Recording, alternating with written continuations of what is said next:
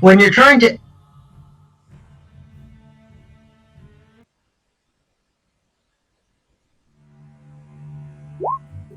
Jerry, you cut out.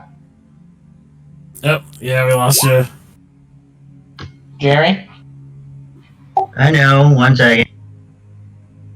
I think Rudy has to get her costume on. Can you hear me now? Yes. Okay.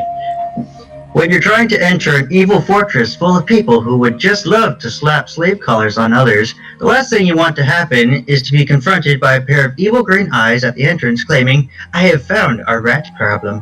But I guess that kind of thing never hindered the Fates United. After a few questions go unanswered, Xeric snaps the portal to the demon hole. The party make a quick jump to and then from the dark and abandoned fighting pit back to the sanctuary of the Lich to drop off the hirelings. While Xeric established a perimeter of alarms, Falk took the opportunity to show off his green thumb, gutting, beheading, and dismembering the flesh-eating flora that grew here. Everyone else readied themselves for the next push. One of these preparations was the passing of the torch or lantern from Falk to Rudy. The lantern, though, was very disagreeable to this exchange, and with a few unpleasant words with Rudy, the kind gesture was rescinded.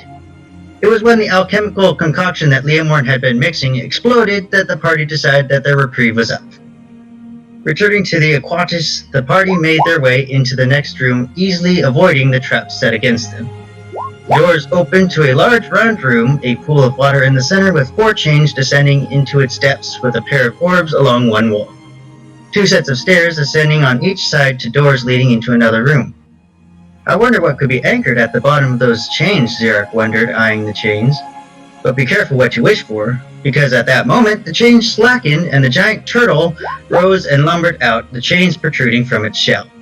It spotted the party and charged, as far as the chains would allow, but slowly the groaning of the chains became snaps as one by one they began to fail. Now when any creature, much less a gigantic turtle, charges with an obvious desire to determine if you are edible or not, it is a common survival tactic to make sure that it doesn't get that chance. Such is the strategy of Dromund, Rudy, and Valeria as they slip past its grasping maw and make their way up the stairs to the door. What isn't common is to stand there calmly and attempt to communicate with said creature in a courteous and civilized manner. Such was the choice of Falk and Leomorn, who, if you didn't know, could actually understand it. Turns out it was simply another slave to this place and had only a desire to leave. While Thalion, Falk, and Leomorn worked to free this creature, Dromund had managed to pick the lock on the door and had it cracked open so that he, Rudy, Valeria, Elise, and Thalion could see what was inside. Xeric was busy playing with the orbs that he discovered would move at his whim. Inside the closed room, a small hairy man selected a robed figure from one of 2 misty pools where a handful of other figures waited. In horror, the party watched as the small man entered the figure across the room to a giant blue gelatinous orb that rested in the center of the room. Inside the monstrous blob, a shark glided lazily about above a sandy bottom circling a tiny castle. Gleefully, the man shoved the figure into the sphere, where they were quickly consumed by the vicious fish. Having seen enough, Dromund kicked the doors in and the fight was on.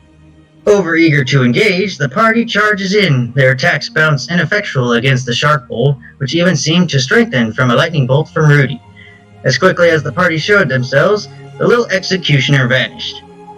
Knowing what happened last time someone got away, the party began a mad search for the invisible coward. However, in a surprise twist, the would-be sacrifices dove at the party, grasping and clawing at the party in an ineffectual attempt to bring them down. Rudy, noticing a clear lack of conscious intent on their faces, applied the surefire method of clearing a clouded mind. "Snap out of it!" she spat as she slapped the commoner's face, bringing her back to her senses. Having found the cure, Rudy relayed her strategy to the rest of the party, who lay in with a passion. Xeric, having just arrived, took in the situation and, making an instant decision, locked the door, sealing everyone inside. The fight continued. Rudy, Valeria, Elise, and Thalion held the shark bull's attention, while Xeric fended off arrows that seemed to appear from nowhere. Meanwhile, Dromund batted at the horde of commoners. Every time he backhanded one away, another seemed to appear to take their place. Of course, Falk and Leomorn had been escorting the giant turtle, but now that that was complete, they attempted to join the battle. They were met with strong resistance at the locked door. The party seemed to have everything under control until the shark shoved its gelatinous orb into the wall comprised of Thalion, Xeric, Valeria, and Elise, who was squished and slurped up into its liquid interior. Horrified, the party watches as Elise's unconscious form drifts lazily about inside. At this, Xeric's magic unlocks the door, and Leomorn and Falk wasted no time in making their entrance. Leomorn added his power against the ooze that held captive Elise, while Falk revitalized Xeric and fell into unconsciousness. In desperation, Rudy attempted to wrest Elise from the sphere, but was thwarted when the shark finally took notice and tore Elise from Rudy's grasp. She cried out in helpless anguish and horror, first at what had become of Elise, and then for herself, as she then found herself under the paws of Garshadow, who had become ensorcelled from the mist of the ponds. He silenced Rudy's screams with his jaws. With these new develops, the surviving members found new strength and managed to bring down the Shark Bowl ooze at last. Even its master, the Invisible Man, received no mercy as he had been tracked and located by Moonlight and slain by a mighty blow from Thalion. As he perished, all those who had their minds clouded returned to normal, and with a quick word from Valeria, Rudy was saved from her violent mauling. But no healing could awaken Elise. It was far too late, and she was far too gone. And as Leomorn rested her head in his lap, the party mourned her passing. Except Valeria, she knew Elise still had some fight to give and a life to live, and she wasn't about to give up on her yet. Will Valeria be able to pull out yet another miracle? What other monstrosities await the party past the next door, and will Leomorn befriend them all? Guess we're going to find out here in this brave new world. Man, well done. So, give Rudy, yourself a point of inspiration and go ahead and add 500 bonus XP to your character sheet, because that was phenomenal. Thank you very much. So, Rudy, when is that book coming out again? I am a bard. Man, that was great. I hope if that didn't get everybody back into it, I don't know what will.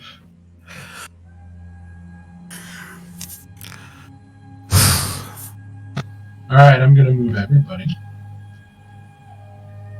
back into the second chamber of the Aquatus. Here you find yourselves in the post-battle lull, the adrenaline sort of being replaced by just the abject horror and sickening feeling in your gut as Leomorn sort of cradles Elise in his lap. There's a split moment of inattention and shock before your battle? The adrenaline? Yeah, before your minds kick back into it, like this isn't your first rodeo. There can still be something done. We're going to pick it up here. What do you guys want to do? Thalion is going to go straight up to Valeria, who is beside Leomorn cradling Elise, and is going to pull out what gems he had on him and kind of lay them beside him. If hopefully this could be enough to help bring her back. Does anyone else have anything? And then I kind of also look over my shoulder to the body of the invisible dude I struck down. Let me check him and see if maybe he has something useful to help as well. Okay, so you guys have about 30 seconds left post-battle from the time she died. So basically I used an action to set those gems down, which was, I think I had an amber and a black pearl left from all the gems I did. okay, so you throw down, go ahead and type in chat what you throw down. So you watch as Thalion kind of digs out of his pocket and kind of puts it on the ground, and he scrambles back over to the body of the small hairy man, which he beheaded, kind of laying in the corner of the pool there, just sort of bleeding out. Go ahead and give me an investigation check, Thalion.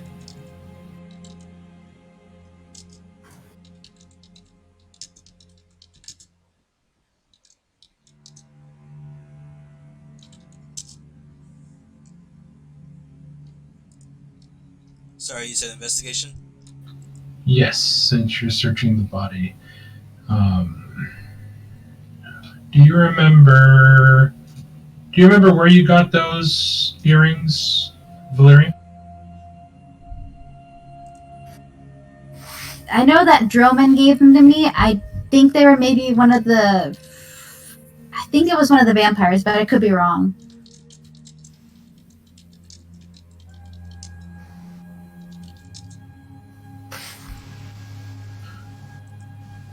It was the vampire ambush.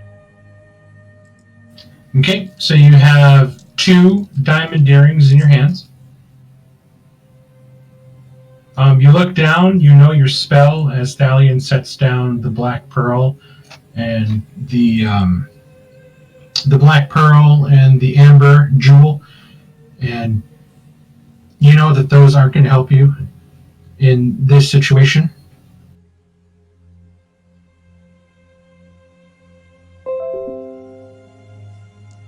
I guess. I can try, but I don't know if it'll work.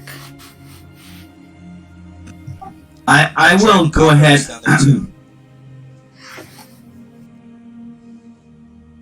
Reluctantly, Zarak approaches the group, and as much as it pains him to do so, he lays down his diamond with the earrings and says that in the world of the arcane, spell components are specific for a reason, and I don't believe that these other trinkets that people are throwing down, however valuable, will take the place of the components necessary for your magic, as I cannot use an amber to cast the spell that I cast with this diamond, and I set my diamond down. Valeria sort of greedily, in a panic, snatches it up almost wordlessly, and then presses it down onto Elise's chest, and she begins the incantation, the prayer that she's whispering, coming off of her lips so fast and in a whisper as she closes her eyes, and she prays and prays and prays until you see a flash of light that sort of encompasses Elise's body, starting from her chest and then moving outwards to the top of her head, the tip of her toes, and then coming back towards Valeria's hands. Valeria shakily lifts her hands from Lisa's chest. Elise, you're walking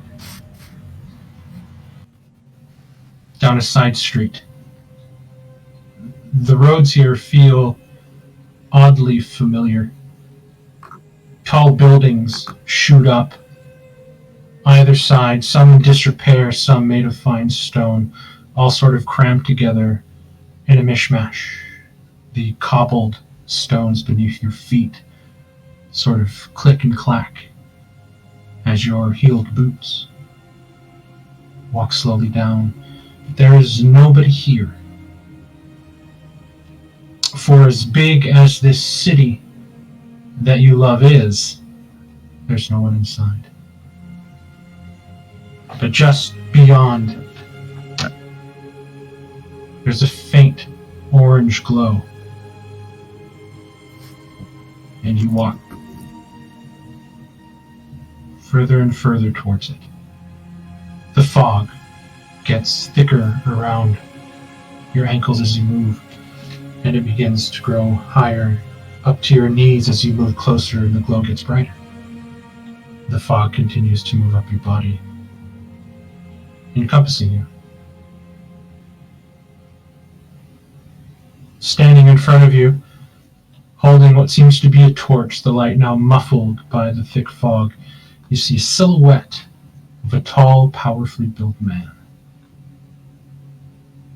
The shadows along his face cast what seems to be long hair that cascades down towards his shoulders.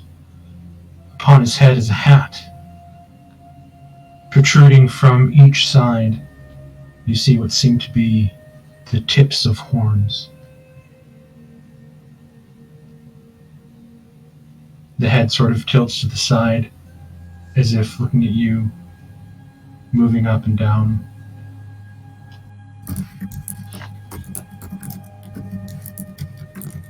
It's been a long time, my daughter.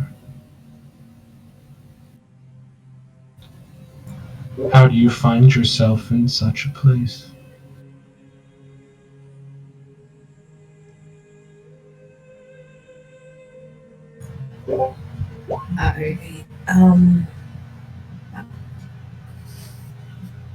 Elise is very hesitant. Like, I don't know. Who are you? You know who I am. I do? I see. You're not ready yet. I understand. Just know, and he kind of leans in closer, you will be mine again.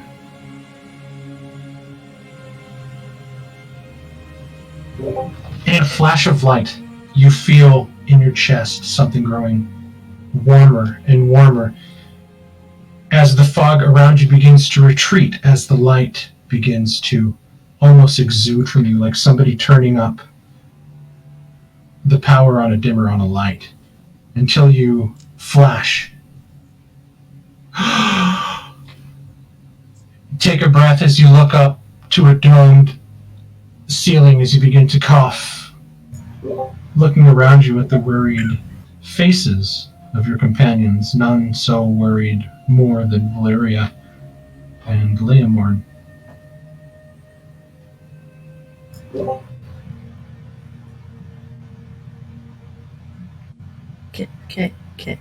Can I just kind of reach up and touch Valeria and Leomorn and be like, what? This isn't the hell I was expecting. Are you guys? Wait, you're real. Yeah. You're real. You really. Oh God, everything hurts. I hate everything. Easy.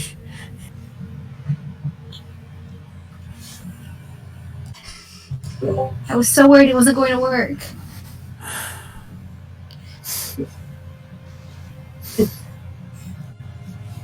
Elise is gonna kind of cry. Like, I don't even. I don't have words. I just. Easy, Elise, easy. I like how she woke up and said this isn't the hell she was expecting, it's just the hell she gets. Yeah, she was expecting hell. Okay, she was like, "Wait, you're not fire? You're real. You're not." This is hell. My dad. This is just a different hell. You're welcome. The hell like, you get is never the one you expect. we're still in the damn tower, aren't we? Ugh. It's a relief that you're back with us. Is it?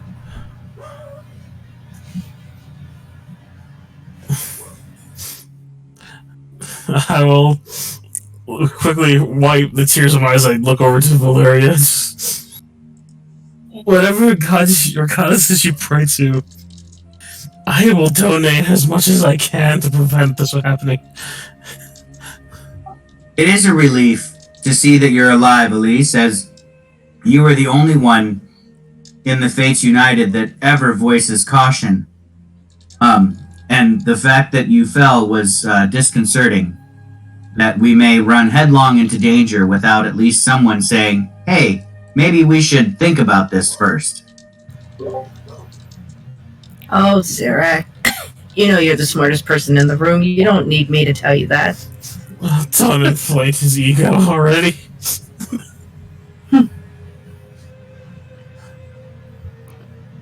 Oh. It would be fine to leave the tower now. I don't think we're, at this point, we're going to be able to go on for much longer. Oh god. Please tell me we at least have a key. I still have the key. Well, We can do you leave. have any new keys? Did any of these people have anything to... Please tell me I didn't just die for nothing. Oh. Nothing anyone does is for nothing. So, Perhaps something? there is something. Maybe if the shark was eating you, maybe he ate someone that had the key. And I will go over and try to cut open the belly of the shark. You probably What about- see your armor. What about those women? Do you think they have anything on them? Well, No, I think they were just lunch for the shark. Ugh. And I will actually catch Zarak, as the shark is just a guard dog, and I will show him the items that I found on the little man that was controlling everything. Zarak, I hand you a circlet with sapphires set in it and a pair of matching earrings. See if maybe you're able to. Why, He Italian? hands you this plain looking ring, but the closer you look at it, the luster on it is beautiful. And you sort of pick the loose hairs that kind of got caught in the settings of the jewels from the creature's head and kind of wipe some of the blood. And see that the circlet itself is made of pure platinum. And every half inch set going all the way around this circlet is a nickel-sized, perfectly cut sapphire jewel. In your other hand, he drops 2 enormous sapphire jewels in a platinum setting with a platinum hook, 2 exquisite-looking earrings. Why, Thalion, I didn't realize that you cared so much or would see me in such finery. Did he propose? I am impressed that you would hand me such beautiful baubles. Thalion went to Jared. That's kind of the feeling that I'm getting, is that Thalion went to Jared, yeah. Yeah. You have a friend in the diamond business. I'm sure. Considering that little thing was able to not only turn invisible and shoot at us, he also was controlling those people and this thing. I think these items may have something to do with that.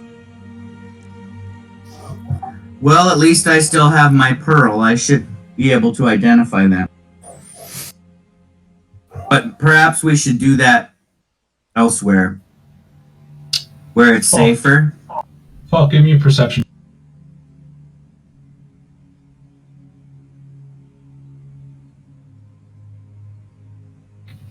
And also, as somebody brought up the people inside, you guys do look and see that some of the commoners that were still under the mind control are sort of passed out on the ground, kind of twitching and moving as if they're dreaming.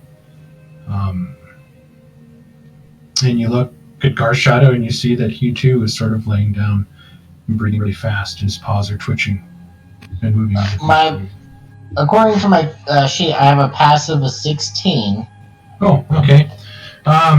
You notice is sort of, since you're standing further back than everywhere else, kind of gauging the room, you've actually noticed that the torches on the walls above the pools have lost their blue glow. You remembered that the torches were carrying a blue flame when you entered, and from the blue flame was dropping blue smoke, and the blue smoke was sort of circled around the pool. I would point out, hey guys, the flames, the torches are now normal. They're no longer blue. And the smoke around the pools are no longer there.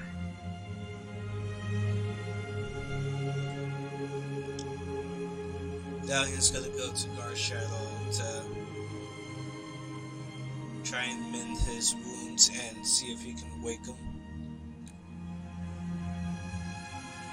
Mark, I want to investigate the pool. Can I see into it or something like that? Yeah, the water now, without the smoke, is super clear and clean. And you can look down, and just like a swimming pool now, almost impossibly smooth walls that go down about 5 feet, and then you see that they begin to curve. And they begin to curve this way. And you sort of move around the back, and you can see that there is a tunnel along the lines of these gray line contours that I drew in. Yep. You can see that there's a tunnel that slopes this way. I am going to dive in and swim the tunnel and see if there's anything in the tunnel. Okay, we're going to roll for initiative. Are you... No, I'm joking. Oh man, I was hoping that was true. Oh, one hit point of himself. Oh man. The shark wiggles its way into the pool after. No! Ha ha ha ha. Piranhas. Like the the man pool hunter. is filled with piranhas. The water's alive and I get dissolved. On the brink Surprise of death, Falk jumps into a dangerous situation. That's typical.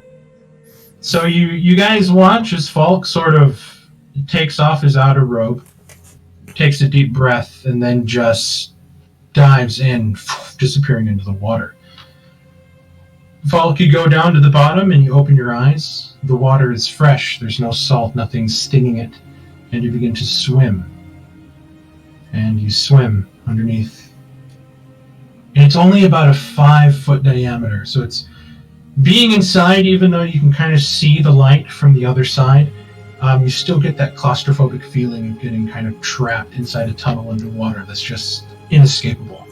But as you make your way to the middle, you see that up top is a dark hole, not lit by anything. And you kind of pause. What do? I should have dark vision. Can I see in it? You have to swim up into the hole. I will... Right now, all you see is darkness, looking straight. I'm going to swim up into the hole. You swim up, and then you put your fingers along the lip, and then you slowly crest your head out of the water, sort of exhaling your held breath, and then taking another deep breath as you look around, and your dark vision shows you what seems to be kind of like a Jetsons car diameter inside. A room the shape of like a donut.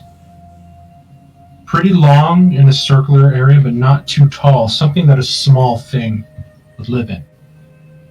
You see inside a smattering of what looks to be like kelp, hay, some strange flowers that kind of grow mixed in with mushrooms. It smells like the sea mixed with a forest meadow. It's odd, but you do see a mishmash of things sort of strewn about the place. Can I climb completely in? Like, I know it's small. I figure I would be trapped around, but can I fit? You pull yourself up into the lip, and you are now sort of on your stomach with maybe like 5 inches of room from your head to the very, very top of this thing. Like, it is extremely small. Okay, yeah, I figured I would be Armicon, so I'm going to shuffle and try to go and then complete donut, and I'm going to search for anything of interest. Okay, so you're actually going to search, you're just not going to grab? I'm going to search first. Okay, I'm going to need an investigation check at disadvantage, because you have no light inside. I have no what? You have no light. So all your searches in here, be it perception or investigation, are going to be at disadvantage because you're in dark. Even with dark vision? Even with dark vision, you only see with dim light, unless you have a light spell that you can. So how long are we I going have to my wait? lantern. How long are we going to wait? Right now, for it's somebody been to- about 5 or 6 minutes since Falk dove into the water. Mark, I have my lantern and the light can't be extinguished. Can I somehow that out? Okay, I'll say that you took it with you. And you get it, and you sort of set it down, and the green light kind of begins to illuminate everything around you. Go ahead and give me a either perception or investigation. I'm going to do an investigation because it's higher. Rudy's standing up top. Like, should we go after him? He hasn't come back up yet. How long do you suppose we can breathe down there? Oh, I think that time has long passed. Oh, gosh dang it, here we go again. I'm gonna go jump in after him. Maybe less than 5 minutes. Rudy, before you go, and I hand you. She's in the water, man. I will have a rope tied to me, toss it to Sally, and I... Okay. Tikarsha will wake up, by the way, When you healed him, he didn't wake up. He's still sort of twitching and moving about. As you sort of army crawl around, kind of pushing your lantern in front of you as you look about, you find immediately buried underneath some kelp as you sort of move.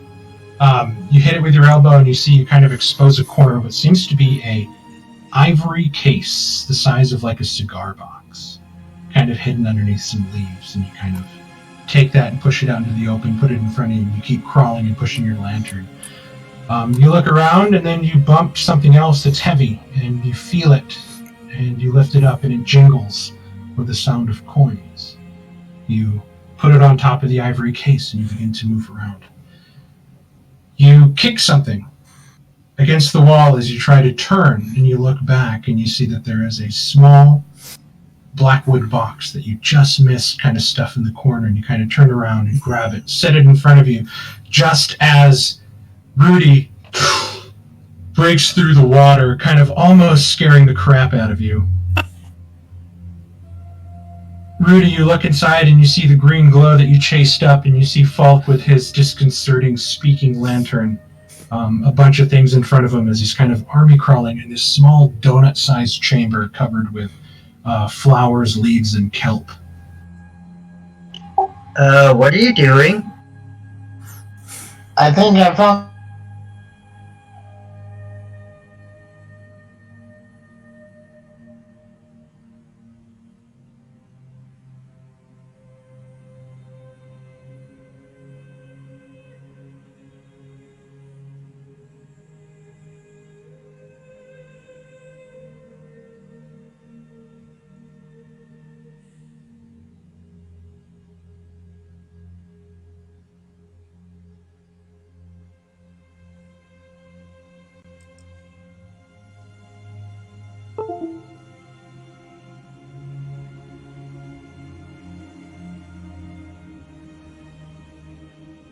Whatever he hands me. I will hand you the heavy box. Okay, so you give her the ivory case. I will Wait, I will tie the rope around that because I I'm not stupid. thought there was a blackwood box out. Oh, it's a very small thing you missed that was kind of tucked into the corner. You were able to reach it, grab it with one hand, and place it in front of you. Okay. The largest thing you found so far is like the 1 foot by 8 inch ivory case. It's very light to the touch as well. Okay. So probably the heaviest thing you have is that little bag of coins. I will hand him the bag of coins. He hands you a pretty sizable bag of coins. It's like a Scrooge McDuck bag that you would see him carrying a duck. It's pretty heavy. As soon as you grab it, you kind of sink down to the bottom of the tunnel, and it's kind of keeping you there, waiting. Well, I'm going to pull myself up using the rope. Okay? And then, Falk, you continue going around. Yes. As Rudy disappears, it kind of sinks with the bag, and then Rudy starts pulling the rope and sort of walking her way down the smooth tunnel, kind of slipping at points.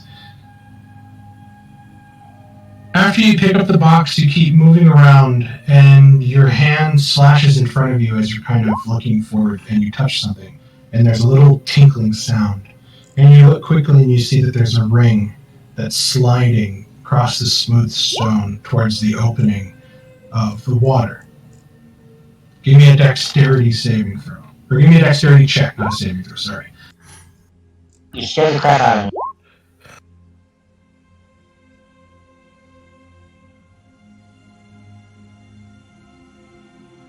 Straight up dex? Yep, straight up dex, or if you have sleight of hand or something, you can go ahead and use that.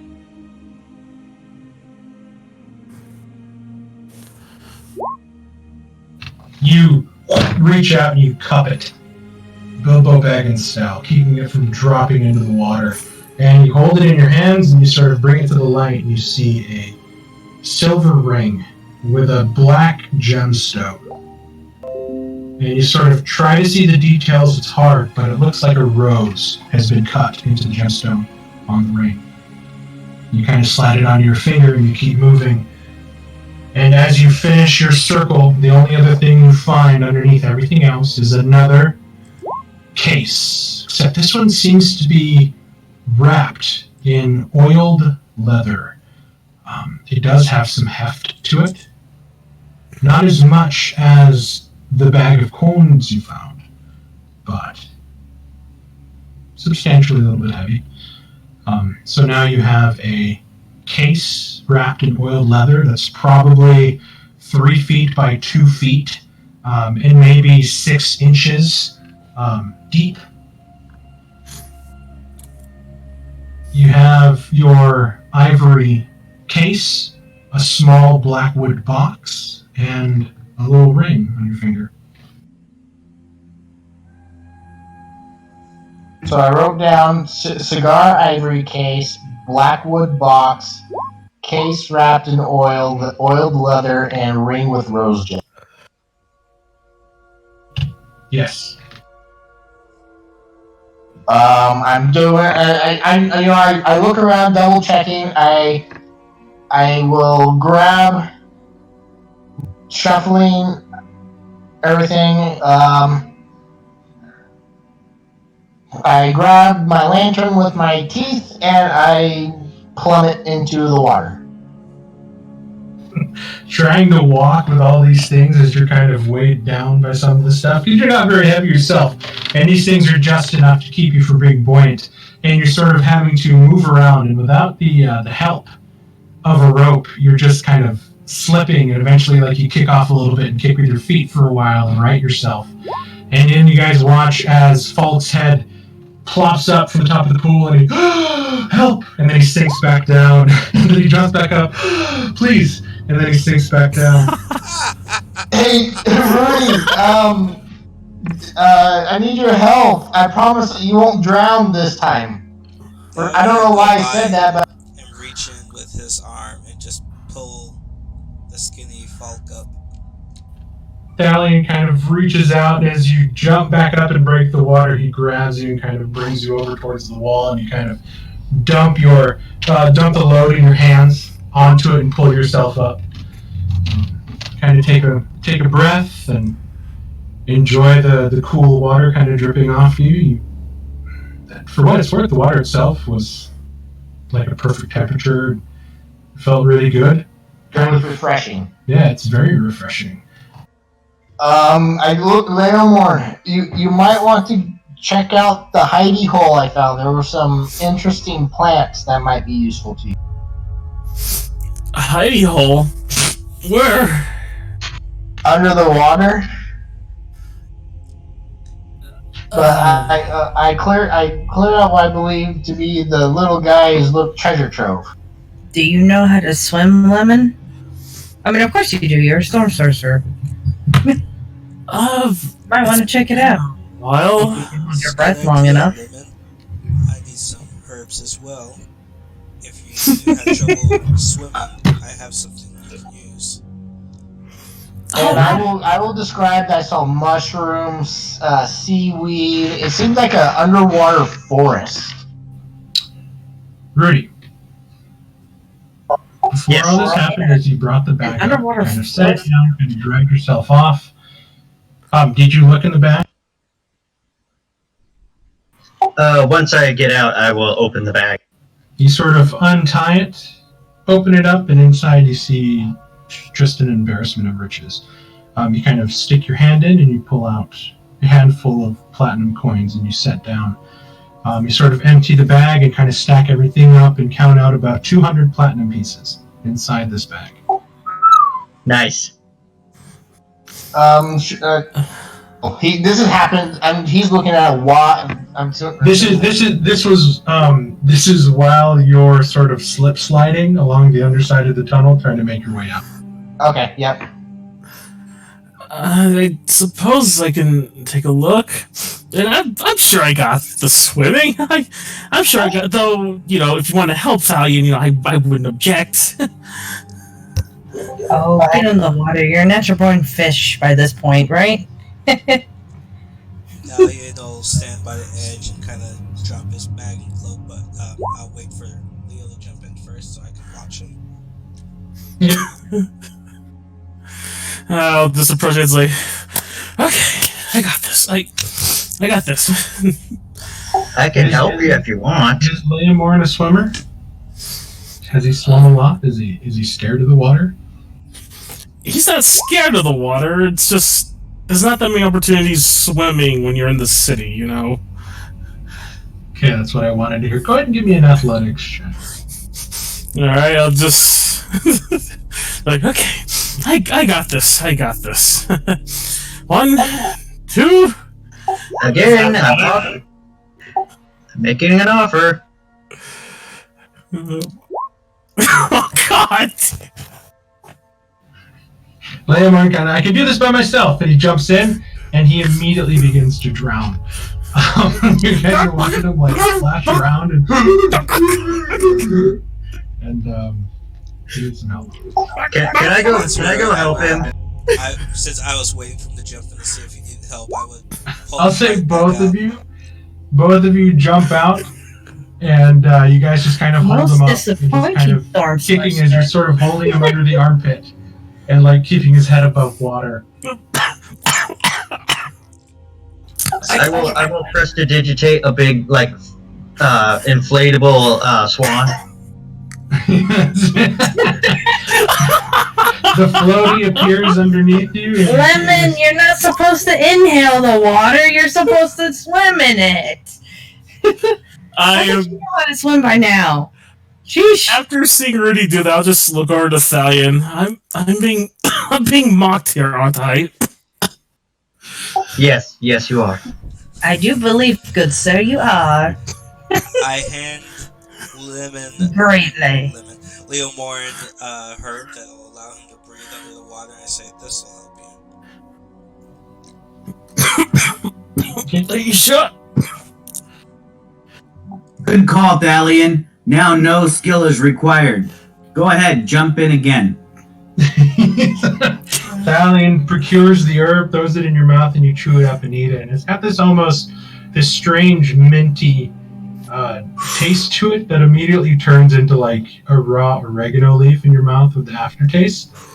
And then they both kind of let you go as the large swan floaty kind of dissipates underneath you, and you just kind of sink, take a deep breath, and you can breathe underwater.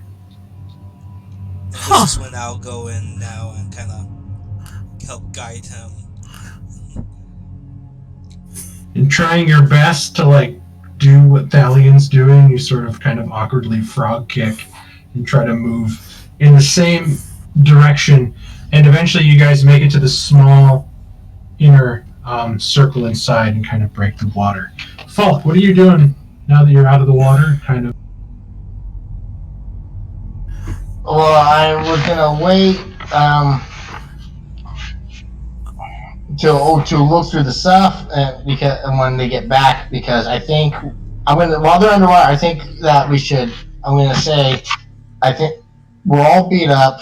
I think we should head back and rest again. Figure out what all this stuff is. Divvy up the treasure to if there's anything of value or of use to this, and discuss our next move. Because we're all exhausted, and we had another death, and resources are low. I don't think we can hardly continue on, but I think we should head back and discuss what we should do, and perhaps figure out what all this treasure is, if it is anything. All I feel right now is that we are not ready to take on this entire facility. For a while now, but nobody wants to leave or. I agree, but some can we people. just kick open one more door before we go rest? No. No. Well, you can go kick it open on your own if you do like. I'd like to go and have a rest. And we should check on your compatriots that came with you. See how Can I just kill Falk? He's got 1 hit point. How many XP is Falk worth? Is at least 89? Well, technically he's a CR6, so... Dude, I could kill him. We don't have any revivifies left, so the kill would count. What the fuck? I'm in a different town, so I'm keeping Wait, Zirak!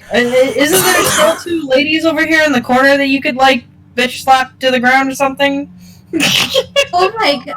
It's alright, I'm not trying to metagame or anything. Zirak is Elise cutting doesn't up have the shark energy to steaks. stop you, so she would just be like, oh great, now Zirak's gone John, I by. got you a Christmas present, but now I don't know if you should deserve it.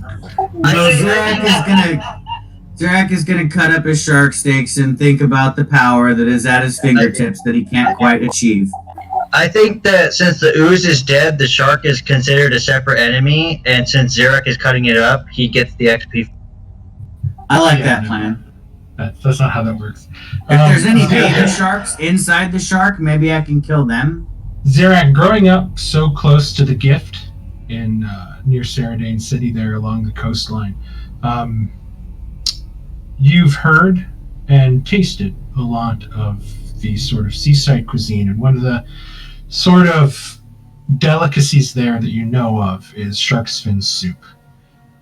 So going off on that, you first cut off the fins of this large shark and kind of store them away. And you try to cut as much meat as you can, but you're noticing that a lot of it is just loads and loads of cartilage and what seem to be like some fat. The meat itself smells, it smells like it's soaked almost in urine. Oh yeah, I won't keep that. That would probably make people sick.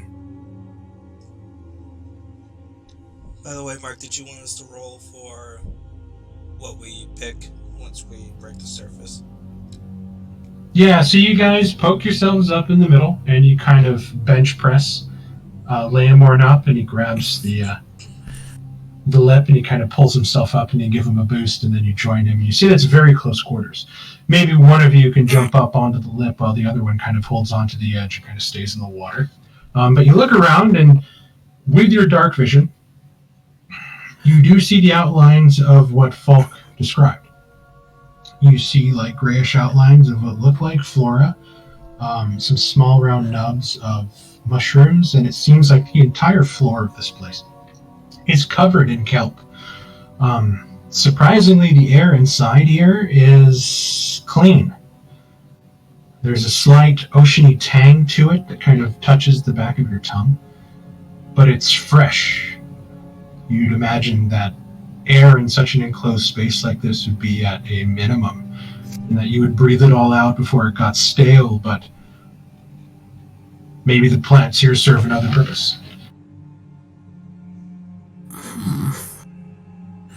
This is rather interesting. Do any of you have light? I have dancing lights. I have light. Dancing lights works. Such a small space. You snap your fingers and your 3 globules of light begin to rotate along the middle of the room, kind of dousing everything in its sort of warm candlelight. And you see that there are some strange looking flowers, somewhat reminiscent of the flowers that you saw inside the Twilight Garden that the Lich brought you to. These aren't things that you've seen growing before. They have these strange electric pink and electric blue hues to the leaves and petals. And I forgot the name of the things that would hold the pollen inside are just the deepest of goldish yellow.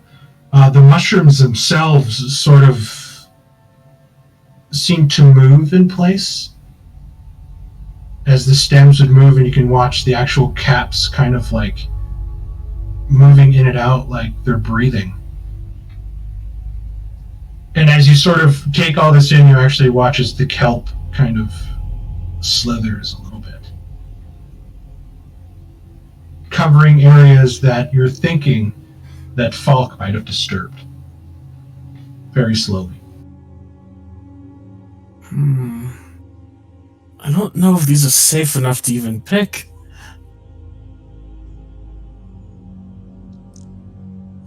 For science, Leomorn. For science. I'll look over to Thalia and kind of motion over towards how they're reacting. You should be safe with that one glove on your hand as long as you use the gloved hand, right? It's not so much the gloved hand that I'm worried about here. And that's the cumulative.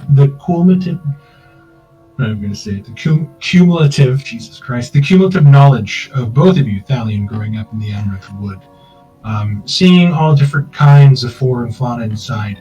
Leomorn, all of his studies on flora and fauna and their uses, in alchemical purposes, and you guys have never seen these. Anything you've been taught by your predecessors or anything that you've studied. These are somewhat alien plants that don't grow in any normal biome that you know of in Vitea.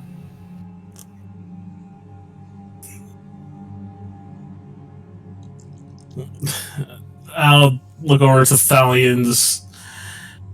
I don't know about you. Do you think these are really worth disturbing? Depends on if they have properties that might help aid us, considering we have wounded. These alien plants may provide us better things than what our normal skills would.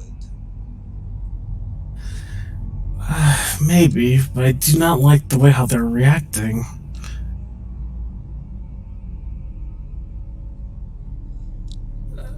I'll actually around one of the flowers just to see a reaction. Kind of just move my hand through the petals. As you touch the petals, the flower retracts into a bulb and kind of shrinks down into the ground. And where that tall, beautiful flower was standing is now on the ground just a small green bulb. And you sort of wait, and then you watch as it grows back up. And then, like very Demogorgon-like from Stranger Things, the petals open and then flare out, revealing the beautiful color inside. Valeria, as you sort of approach the woman, you see that she's kind of laying on her back, and her head is sort of twitching and moving, and you see her fingers are kind of twitching, like almost as if they're playing a piano. I guess that would be kind of the way, like they're almost in like spasms, and her legs are kind of moving, and her eyes, as you sort of get down closer, you can see them moving behind her lids, extraordinarily fast.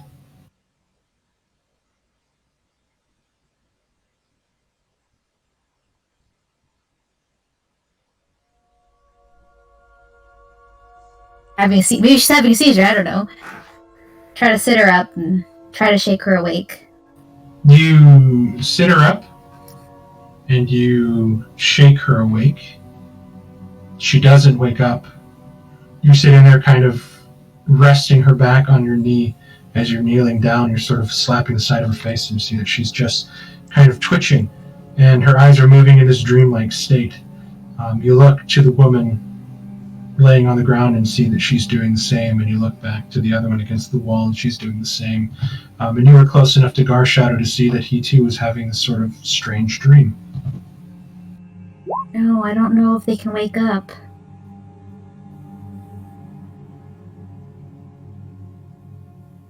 This might not be good. What do you guys do inside? Well, Leo, I think the only way to know for sure is to try and pick one. Right, but if anything tries to bite me, lop its head off and we get the hell out of here. And I will go to reach for one of the plants. What are you going to reach for? A mushroom or a flower? I'm gonna try the flower. Give me a dexterity check. Oh crap.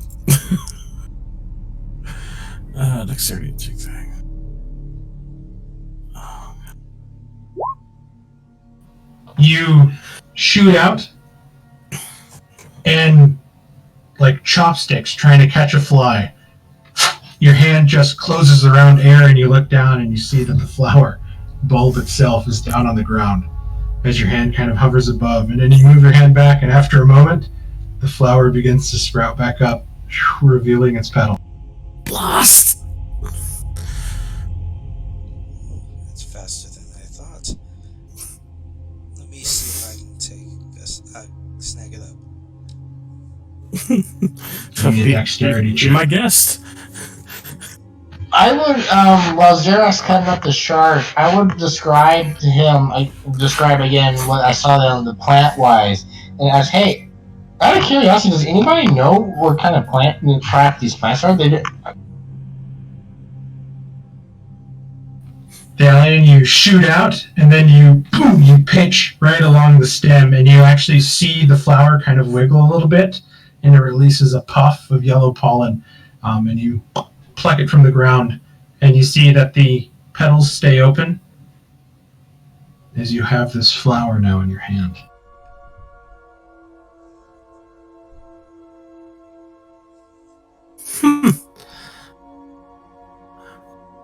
It's a lot of work for one flower.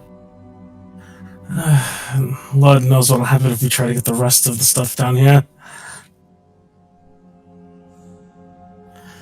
Do we even want to attempt getting the mushroom, or just call this a day with that one?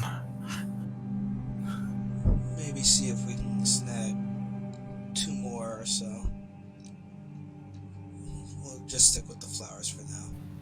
Rudy and Falk, both of you regain 4 hit points.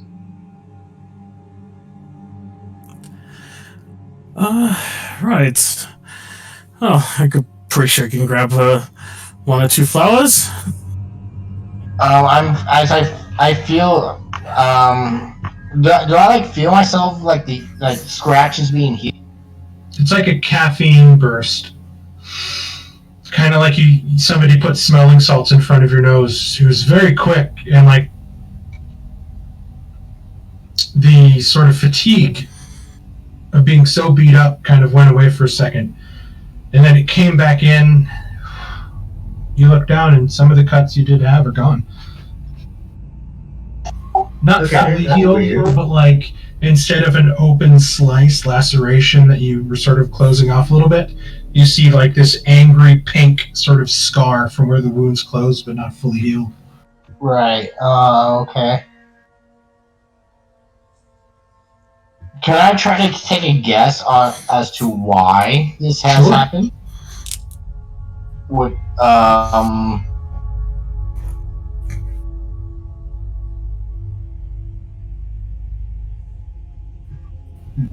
do you want me to do? I'm gonna make your guess. You don't got to roll for this. This is you as a player guessing. I'm thinking it has something to do with the water. since I'm rivers. thinking it has something to do with. Well, you're wrong. I think it's the water. I don't think it's the water. I think it has to do with the hidey hole.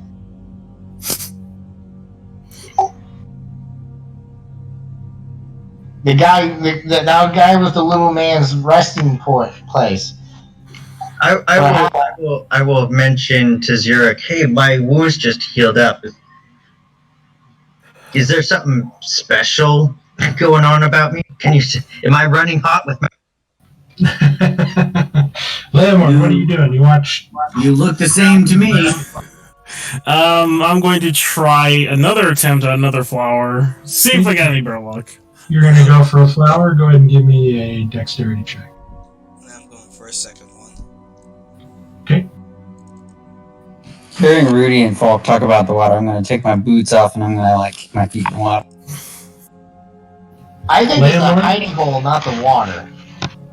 You watch, you're getting ready to go, and Thalion too shoots his hand out just a little bit faster and misses the flower as it goes underneath. And you sort of wait and wait. And just as the flower begins to grow up and unfurl its feathers, its petals, mid unfurl, you shoot out and you grab it and you pinch it.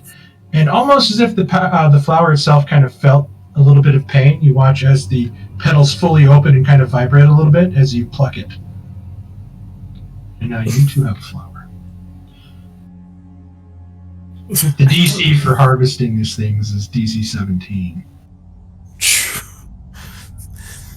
I'm probably going to be a little unnerved. It's like, I just saw this thing react. Drummond, you sort of take your boots off and you kind of pull your socks off and everybody's already seen my skin, why not? And you just kind of put your toes in there and kind of lean back and relax, and the water feels so good.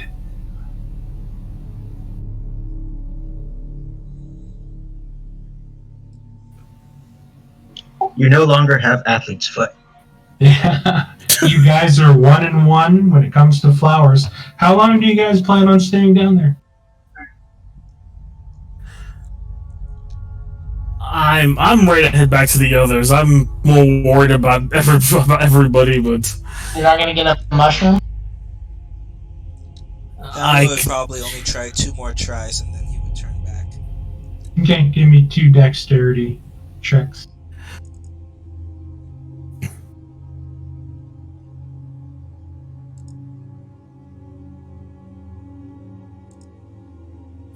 How dare these flowers? How dare they? It's almost infuriating. Plants shouldn't be that fast.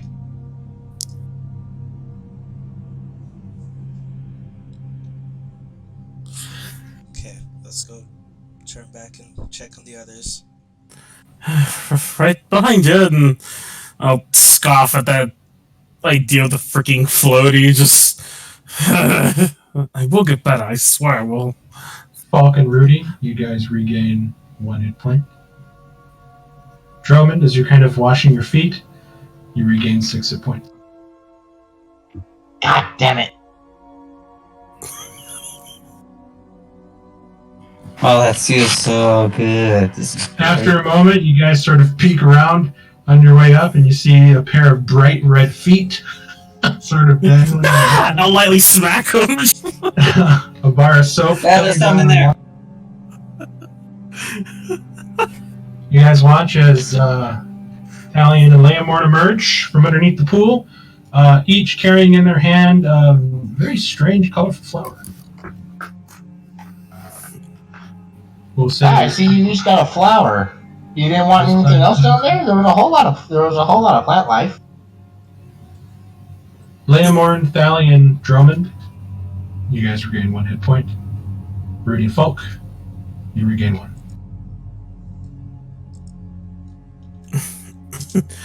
I assure you, those flowers down there are much harder to grasp than they look. What about the other plant life? It was difficult enough to get these. I don't think I'd want to risk trying to get the others. Well, I mean, I let you know they was down there, so. I know, but we literally did try our best, and these are the only things they could grab. They... Hold on one sec, Leomorn. Valeria, Did you feel that? did you take water from like a water skin, or did you take it from the pool? Mm-hmm.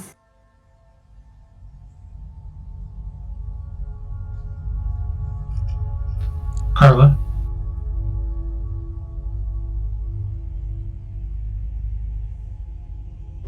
I think it was Droman started healing after he put his feet in, so she took water from. Okay. I can't hear you, Carla, if you're speaking. Yeah, I see her lighting up and nothing's coming out. I try again. I hear There you There go. You sort of gently set her down, and you take your gauntlets off and you cup some water and you bring it over and you splash it on her face, and you watch her. She sort of immediately sits up and kind of gasps and splutters and starts moving around. That She's worked. wide-eyed. She's very scared. She doesn't know what exactly is going on or where she's at the. Everyone, remember what we were told about the water and this area in general. Properties over life. Drummond, you gain 8 hit points. Leomorn Thalion, you guys gain. Falcon Rudy, Jump this into sort the of water. regeneration, you don't feel it anymore. The fatigue is kind of sitting back in. At this point, after hearing Valeria say that my suggestion that about the water having power over life, I'm going to scoop some water up to pour on Garsha and tell everyone to touch the water. You splash water on Garshadow, and he immediately awakens. Should we drink it? Yeah, Elise was already poking at it. Like, maybe there's something to this water after all. I mean, it seems to have waken up the lady. And now Garshadow. Valeria goes and sort of gathers all the unconscious women and sort of brings them back to wakefulness. For all of you guys to be fully healed, you guys are going to have to spend about 2 hours inside this room to slowly regenerate. Well, But once do your we? hit points have hit maximum, you cannot regain health from these pools for another 7 days. Well, I mean, as we're sitting around looking at the water, do we want to? Do you want to stay, or should we head back to the garden? No, the more we use that garden, the more we give them chances of spotting it. If we can heal in here, with these means, we should use it. Oh. Here's the thing. If we heal here, we still don't get any of our spells back. That's the biggest problem we're having right now. That's not a problem for me. I'm okay with that. I have spells. I manage my resources well.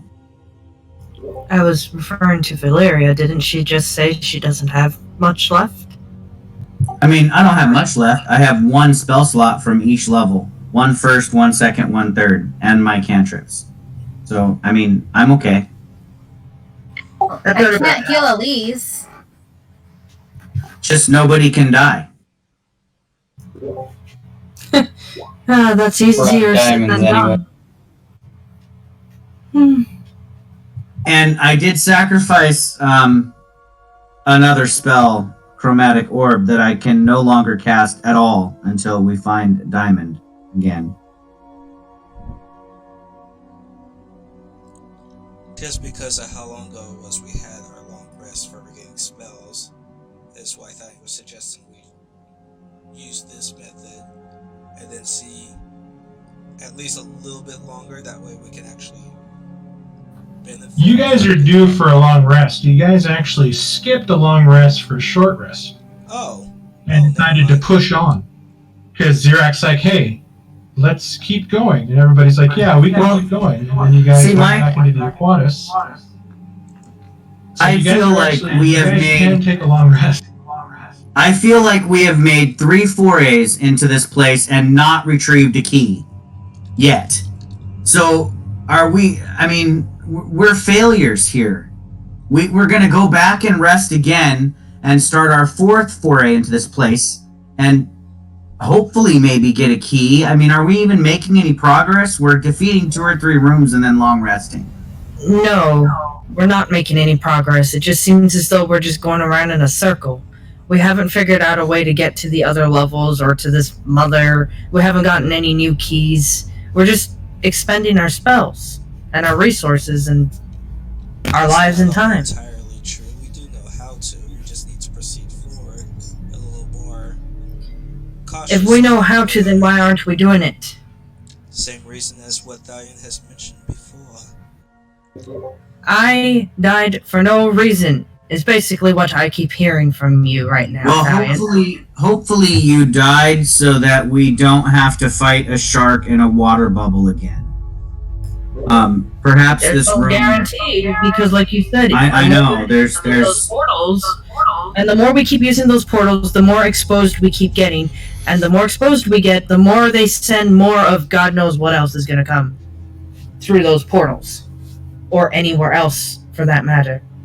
I'm so glad Elise is alive because here she is cautioning us again, just like I said she would.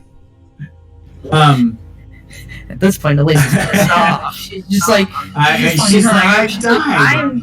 I seriously, you guys. So there's 2 schools of thought here. If we push on, we risk possibly losing another party member and we can't revive them. If we go back and rest, we give them a chance to bolster their defenses, but we come back stronger. I won't come back any stronger, so I don't care what you guys decide, personally. I am as strong as I can be, and going back and resting does not strengthen me at all, except it gives me more spells. It just doesn't give me my diamond back, so I actually get to come back weaker than I was in this foray. We took one more room. But I do have a solution to the key problem when we do full rest. Hopefully, unless it doesn't work. I mean, I have a potential solution. It might not work. Well, I think we should look at the menagerie, and we need to leave the. I think we should leave the Aquatus. Why would we leave the Aquatus without retrieving the key since we've only gone through the first 2 rooms of it? Yeah, I think we finish this direction before we go a different direction. Why do you think we should abandon this path?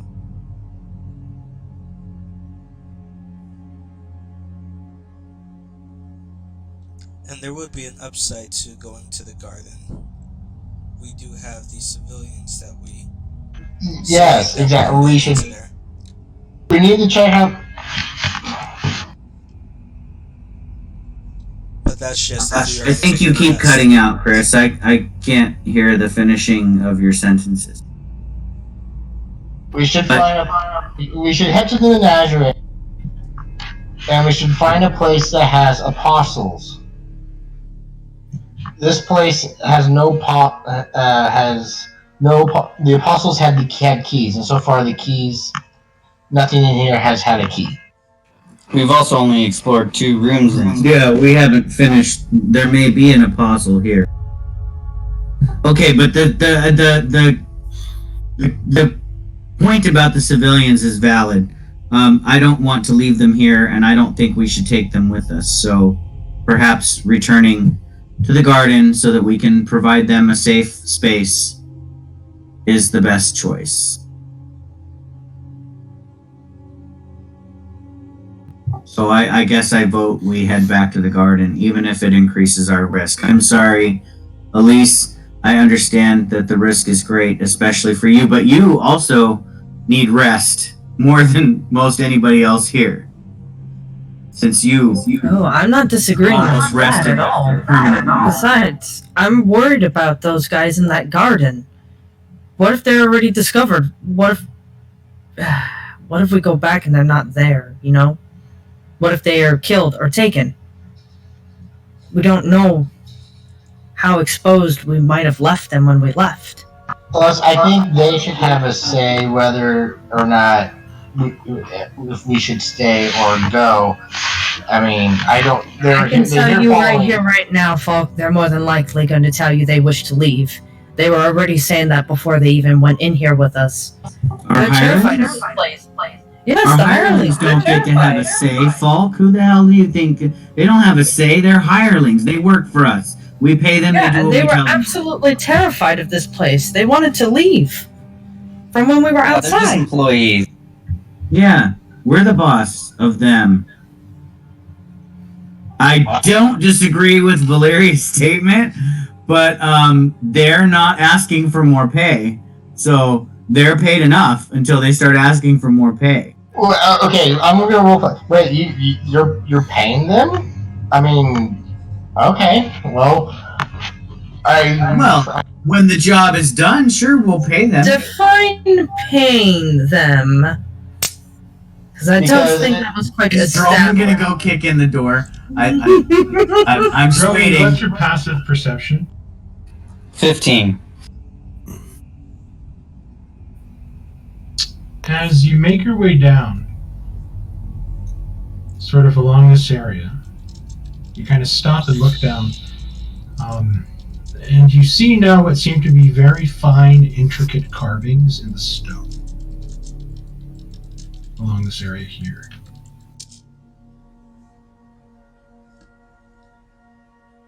Kind of encompassing both of these.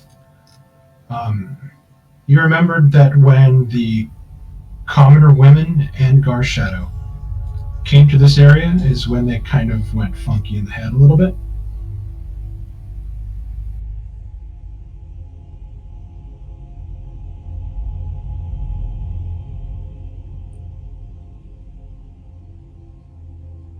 You step on it, nothing happens. You kind of move around. We're just gonna go for it. You listen in at the door. Which door? You listen into the door. You hear nothing.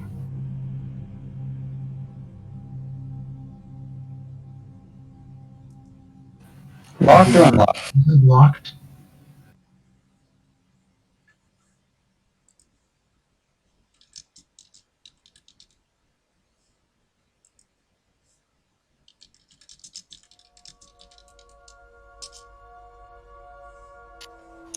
Let's pick it. Let's open it up.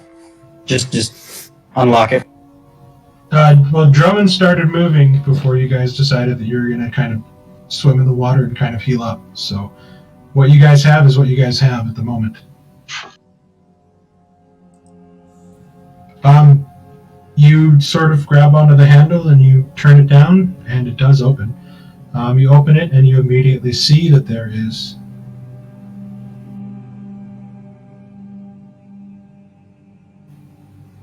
a white crystal gate on the other side.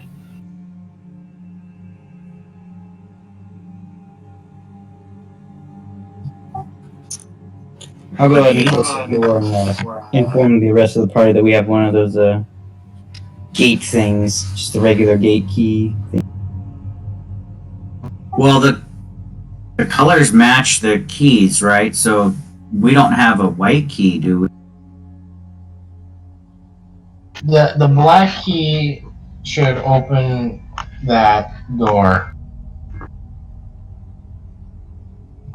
Okay. We only have the one black key. You guys only have one of 4. Right, I wrote that down last time. And I will make a special note that Thalion rolled low, and the only thing he found were the obvious jewelry on the thing's head. What, for this guy? Yes. So I'm right there. I'm going to double check the body. Okay, go ahead. Yeah, I was gonna say you didn't find it. Well, if we spent 2 a thing, hours, sir. I can search your body in 2 hours and roll ones the entire time and find everything that you would hide on your body. I promise you I could. But you weren't searching his body. You were cutting shark meat. No, I know. I'm Some just saying. people were sitting in the pool and swimming. If you ask for a roll and time is not an issue, does it matter what the roll is? Something on his body that I require a check for. Because there were things on his body that were obvious. This one is not so obvious. Well, I'm role playing that Rudy's like, really? This guy didn't have a key? He didn't have one? Because technically the little hairy guy was an afterthought. After Thalion grabbed the things from him during Elisa's Thalion resurrection. did kind of rush because he was hoping to find more of a crystal to help revive Elise. So Oh, that's different. I mean, if we're taking 2 hours to search a body, I just think you're going to find everything in 2 hours that a body could hide. But nobody was paying attention to the body. You guys were taking 2 hours healing in the pool. And not even 2 hours as Drummond kind of went through and opened the door. And then kind of came back saying there's a gate on that side. Nobody was searching the body for 2 hours. I will have Rudy roll And because everybody went into the water, into the little hidey hole, and came out with all the treasure stuff. I figured at Falk, when you noticed that, I figured, oh, maybe it would be in the little hidey hole if there was something of value, which I found. Haven't gone through, but I'm debating whether or not, with everybody else, I will let Rudy search through. Okay, are you going to help her? I can if she asks for help, yeah. Okay, Rudy, go ahead and roll with advantage. And what would you like? Investigation, please.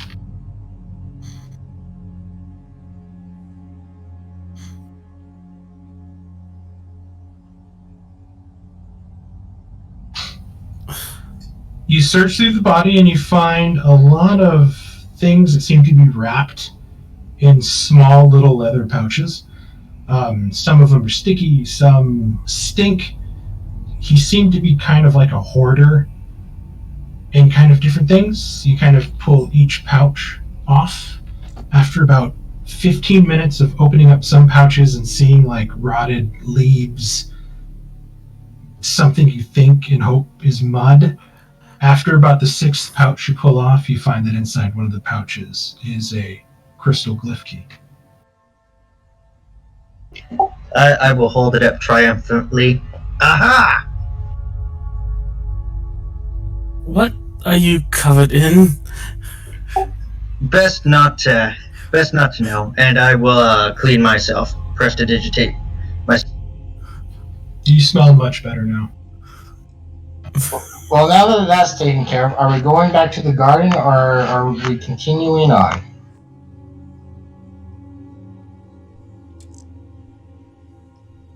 Well, let's lead these 3 ladies to the garden, and then this will help those of us who can Okay. heal with magic. Did you guys take a short rest of 1 hour in here then? And then are moving. I have no hit die. I believe so. Okay, if you guys are taking a short rest here, you guys will gain half of your hit points back in this 1 hour just by exposing yourself to the water. So calculate how many points you have to get to full, half that, and give yourself that XP, and that's what you regenerate in the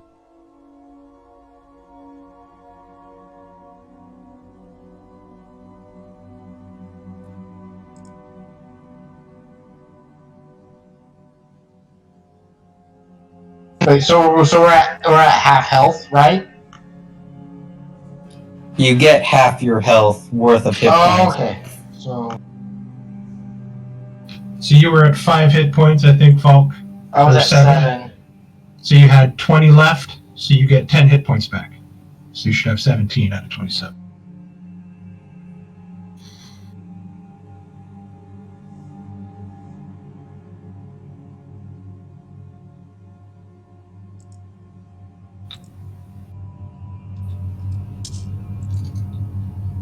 Okay, you guys walk back through the empty Dragon Turtle pool up towards the room where the Kraken was, making sure to stay away from the trap steps.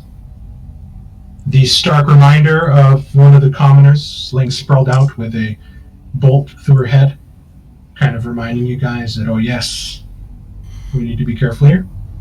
And you guys eventually make your way back through the Black Gate into the Twilight Garden.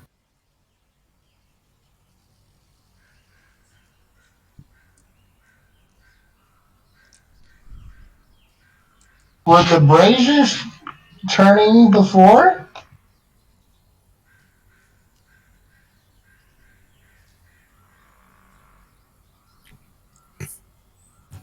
Falk, as you walk up and look, you do distinctly remember that the braziers here were burning blue, and now they have a pinkish purplish hue to them. Guys, fire is different. I ignore that comment and immediately rush forward to my horse to make sure that Ophelia is okay. Xeric, you rush forward and you look and you see that somehow Welf, Tristan, and Faye have started a fire.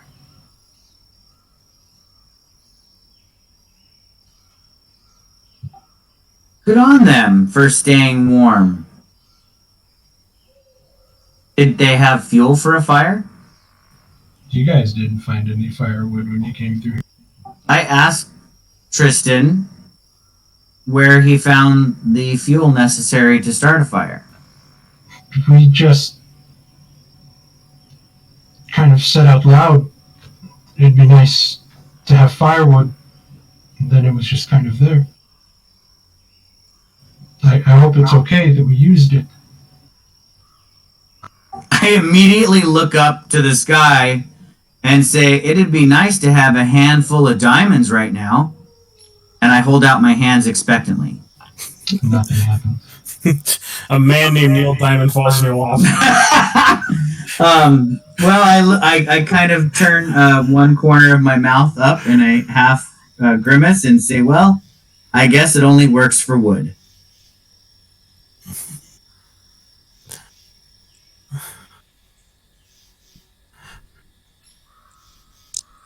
Very interesting. Mark, do I feel any heat coming out of the fire? The one down the hallway? Yeah, I'm still by the statues looking at these things like It gives off no heat. It's just like a pulsating purplish flame that seems to be encompassed inside a tinged orb that moves around. But it was distinctly blue the last time you remember.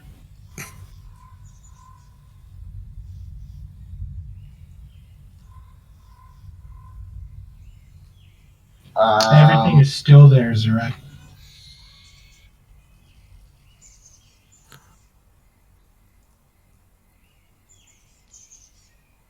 Oh, good. Well, I will move off to the side and set up shop like normal so that I can study my spells and relax after making sure Ophelia is safe and my gear is all still there.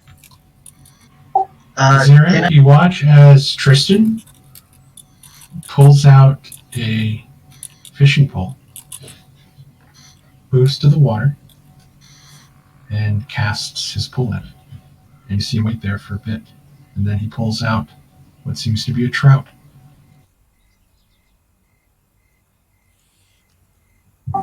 I immediately turn back around, shove my spell book back in my book bag, and go back to Ophelia to get my fishing gear out of my saddlebags.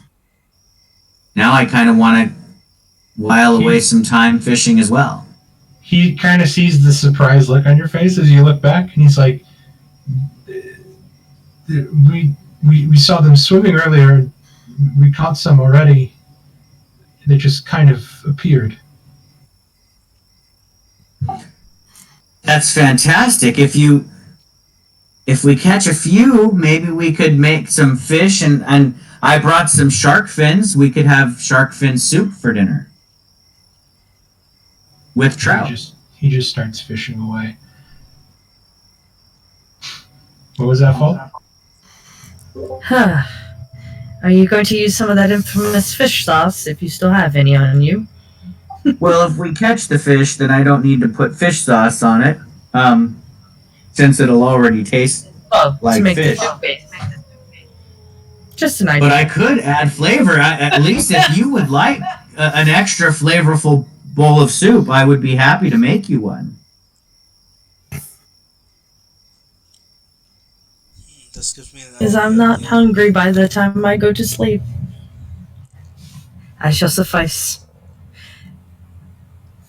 This leads me to believe, Leo, that maybe we can pick herbs from this garden. You sure they won't be the same?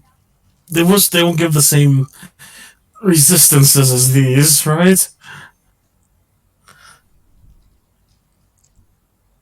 Might as well find out. I'll kind of go up to one of the bushes of flowers and see if the flower reacts similarly. Falk, you look at the statues. They are solid granite. You sort of run your hands along them. They are smooth. You can barely see any sort of tool marks on it. They would, let you know that it was man-made. It's sort of eerie how smooth it is, and just how many imperfections just aren't there. But it's a solid statue. And they look like the same person, right? Both of them. They both look like the same person. Just a very sturdy individual with a wide nose, like a wide bridge on its nose. Sort of a large mouth with thick lips and two eyes that are closed. A very large furrowed brow. It's almost like a caricature of a person in a statue, kind of like you would see maybe like one of the Easter Island faces, kind of. Just kind of shrunk smaller and put on top of a muscular body holding before it this granite bowl. And inside this bowl is this whirling mass of heatless fire. I'm going to try something. I technically still have the black amulet. I haven't given it back to Zerak yet because I was going to. I'm going to pull that out and face it towards the fire. The what?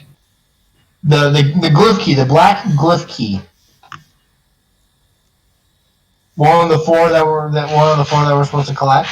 Okay, you hold it towards the flame. Nothing happens. Don't lose it. Why? They're not No, here. I want to take that away from. Well, I'm busy fishing. Somebody should take the key away from him. Well, he's off on his own and nobody's notices. Nothing happened. You kind of push it closer, like curious, and you kind of put the crystal inside. You leave it there. Nothing happens. You pull it out. You look at it. There's no sort of imperfection on it. You touch it to your skin. It's not hot or cold. Am I getting a gut feeling that this is from the fire changing? Is this bad or good? Honestly, you're just confused. I'm trying to. Would I try to maybe discern? Obviously, this is some sort of spell. Why it would change magically? An Arcana check.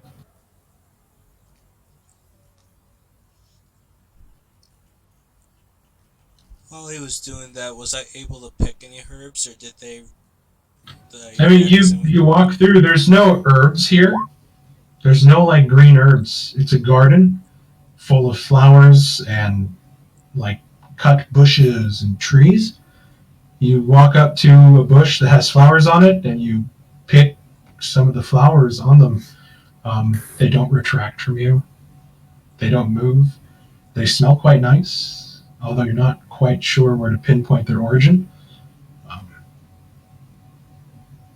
But you're able to pick some flowers. Falk, you think it might be spell-based? I mean, there has to be some sort of enchantment here. Your mind is trying to quantify what you're seeing, you're like, there's nothing on the granite. There's no runic carvings yet. There's this globe of fire. There has to be some sort of enchantment here. You just can't put a finger on it. I'm gonna go back here and look at the bodies, the plant bodies. The bodies are dried husks. The holes in them made even wider from the desiccation of the skin. All the plants have pulled away and have left it since you took the hearts out and kind of broke them and crushed them and destroyed them. Okay. I'm going to make my way back towards the group. Okay. And you can pick as many flowers as you want, Thalion. You're not quite sure what they are. You're not quite sure what they do.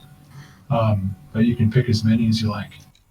I would have only picked the one just to see if it reacted the same way. But if I don't see any herbs, or wishing for herbs doesn't procure any, then I'll just go to mending wounds. Rudy, you walk up to the three women. They reveal their names are Diana, Tara, and Lucille. What questions do you ask them? I'd like to ask them where they're from and how they got here. All three of them tell you that they're from 3 different towns. One's from Niederhelm, one's from Apple Willow, and the other one is from White Gate. Each one sort of tells you that they remember being thrown into cages and drug underground. They must have traveled, they think, for maybe a month before they were brought here, and after that it was just a haze. Each one kind of gives you the same story with just little different tidbits to them. Okay, and they're all from the Barrowlands? All from the Barrowlands. Okay, I'm hoping to eventually manage to find another of these black gates somewhere else. But so far, no.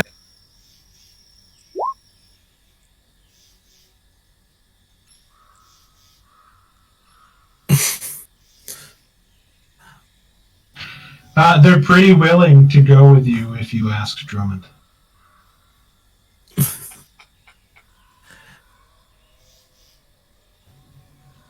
Falk,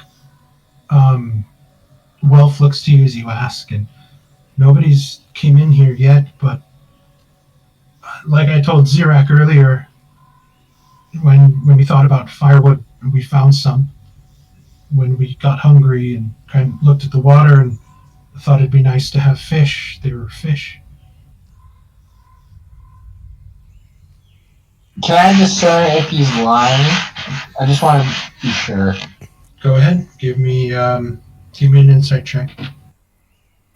What's your passive insight, actually? Oh, 14. Yeah, 18. He's an innocent, young, teenage boy. You don't think he has it in him to lie? Okay. I'm covering all because this place is changing dramatically, so I'm trying to cover all our ground, cover everything. I will walk over to Drummond and pull out the items that I found and ask. Also, I'll ask Zarek to come by. And hey, I found these items in the hidey hole. Can you guys discern if they are trapped mechanically or magically before we try opening them? No, I'm One fishing. second. Give me 1 second, Zira. Okay, then Drummond, can you discern if they're trapped mechanically, and I will try to discern if they're trapped magically. I can work later after I'm done fishing, but I'm fishing right now. I can go ahead and check those for you. Go ahead and give me a survival check, Zirak, and add 1d6 to it with Tristan's help to see how many fish.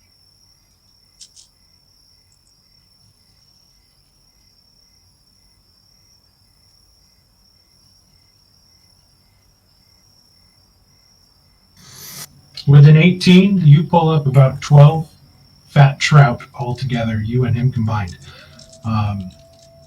Quite a lot of food.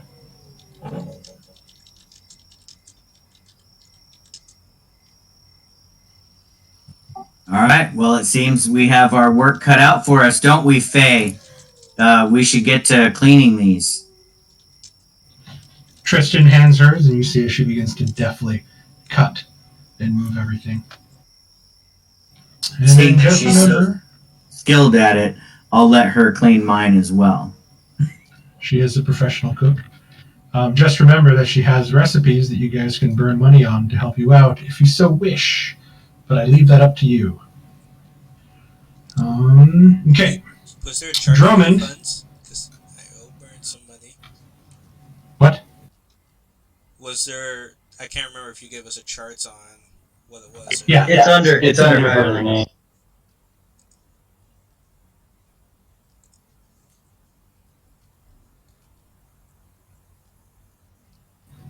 So for a cost of 160 gold, during a long rest, she can prepare or serve a meal that helps the group recover from the rigors of adventuring, providing that suitable supplies are at hand, which is what the 160 gold kind of covers that you guys would all chip in for. You can also add an extra 80 to do all that kind of stuff too. So I leave that up to you guys. I know that you guys didn't want to give up any gold last time, but it's just an option I threw out there. This is sort of an extra fun thing to do. We did just find a pile of platinum, didn't we? Yeah, 160 gold for one meal? For one meal for 8 adventurers that give you a lot of bonuses.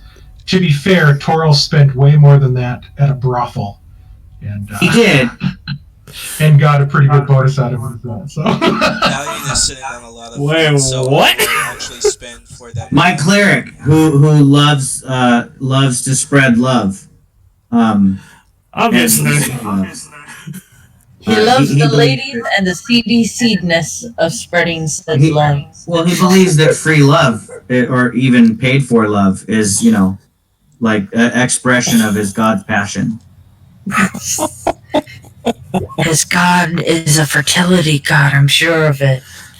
He is a sun god, so there's that. He's hot. He's hot. Drummond, Thalion, Hey, like dynamite. Falk hands you like the boxes and sees if you can check if they're somewhat mechanically trapped.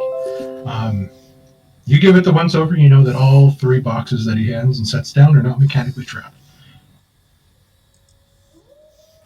Clearly, these are mechanically trapped. Can I try to discern if they are magically trapped? Sure, give me an Arcana check. Drummond's just done it so many times that he can look at the outline, look at the clip on it, and know that no, it's not mechanical. Right. I just want to You make look through and you Mechanically kind trapped. of, I will expertly disarm them for you. There you go. and just with That'd be deft 5 flicks silver. of his Silver. wrist, he unlocks all of them. I want to make sure. You look through and you don't find any sort of, with your Arcana check, you don't find any sort of runes, any sort of engravings. You don't see any glyphs that you can kind of look around. I mean, they all look fairly pedestrian, although the ivory case is quite beautiful. It's a lot of ivory to make that cigar box. I'm going to open that box first. You open the ivory case. I need a dex, no, I was joking. God damn it. And you see inside are a bunch of scrolls. Oh. I will You take see one of 8 the. scrolls in total. Okay, I will. I don't want to look through. I will look through them one at a time later. So I know the scrolls. I'll put that away, and I will. What's the next? The Blackwood box. You take the small Blackwood box and you open it up, And you see it inside that it is full of very finely shaved, what looks like hay or wood shavings. And you kind of move them to the side, and one by one you begin to reveal inside 5 blue tinted diamonds.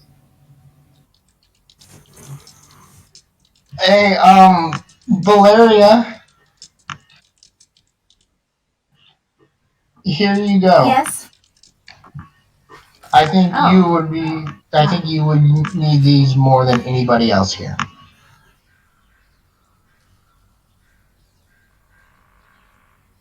Complaining about the fact that he had to use one of his, diamonds to bring Elise back. I can keep 4.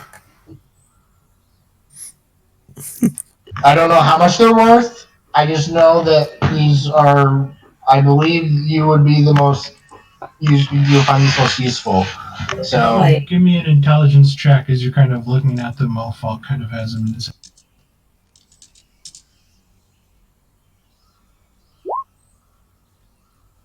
They look. I'm still scared that these boxes are going to explode.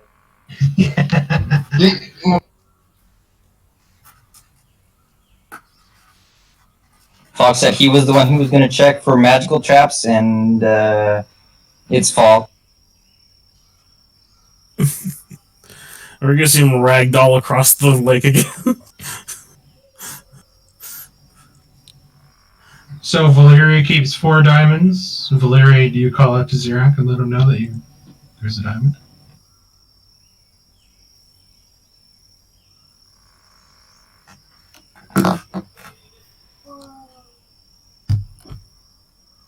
And then as she's doing that, I will unwrap the leather, the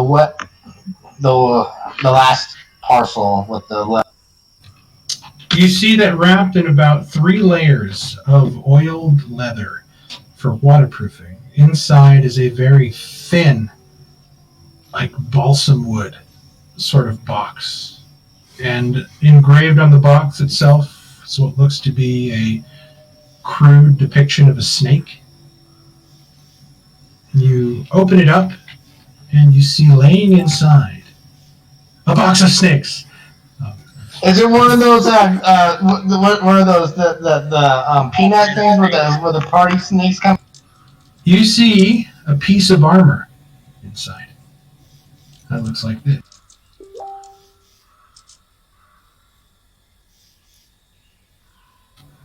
It seems to be snakeskin. A lot of snakeskin. Sewn together, forming this sort of brilliant carapace-like armor made of hide. As you move it around in the light, you watch as the scales sort of glimmer black, red, yellow, brown in like this sequence of luster, much like a gem would. Oh, okay. When Xerac is not busy, I will since he's currently the only one who has the identify spell, I would ask him to see if these items are anything. But I think Droman. I also remind Rudy that perhaps we should split the coinage from that sack. And I will. That's a given. I will take the 8 scrolls, go into a corner, and start looking at them one by one, and try to discern if they're magical or anything of importance, that type of You thing. pop the seal on each one, and you begin to read through, and you notice that each one is a spell. You find 2 scrolls of Detect Magic, 2 scrolls of Identify, 2 scrolls of Lesser Restoration, 1 of Remove Curse, and another one is a spell called History. Can you post that for me, Mark, so I could copy and paste it? That was kind of quick.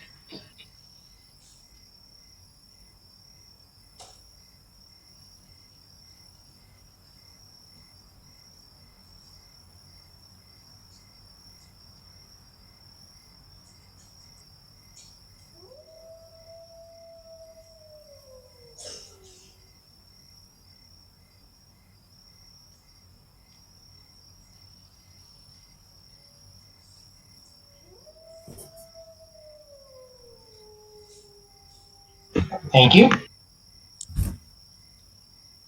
By the way, Mark, with us paying the extra for that meal and everything, does Car Shadow get those bonuses too? Are you guys going to feed him food? I know It's up to you Phoenix- guys. I mean, it'll be extra. Because he is a very large animal that eats more than you guys. How much extra will I need to add? I'll say like 20. I'll add it.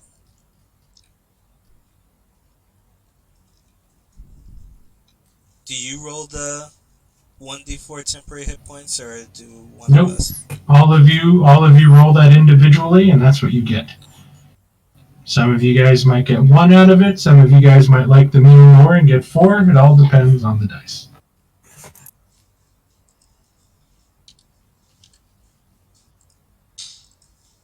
The rest of the pizza's in the oven.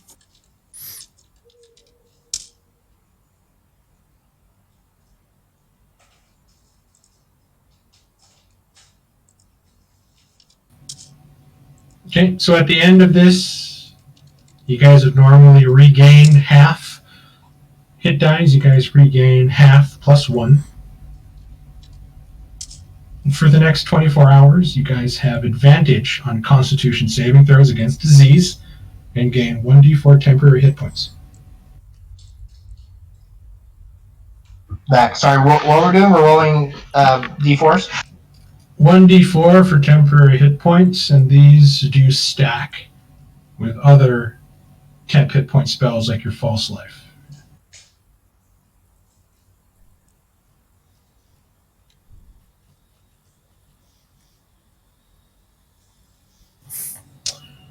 Zirak, as you kind of grab one of the spell scrolls from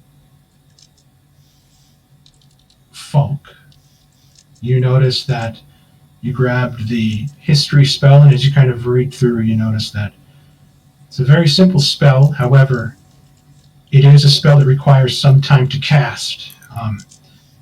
It's a lot of words jammed into this one scroll. You're thinking it'll take you a long time to read it, as it has a 10-minute casting time. You have to be touching the item that you wish to see the history of. This is pretty much the spell. I'll send it to you on Messenger. Wait, he just comes up and grabs the spell? You I mean, I didn't say- Um, you specifically well, looking at if you're over in a corner studying scrolls, Falk, I would probably make my way over there and ask if I could look at them with you. Yeah, I mean, I guess I was gonna do that. I just didn't. It would be like a study group back in college, man. But I'm just kind of expediting the process.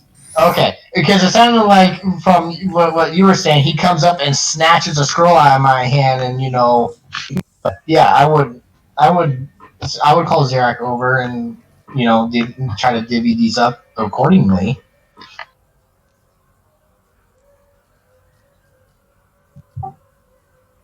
Okay. And I'm not going to hoard all the magic. I'm not going to be an asshole.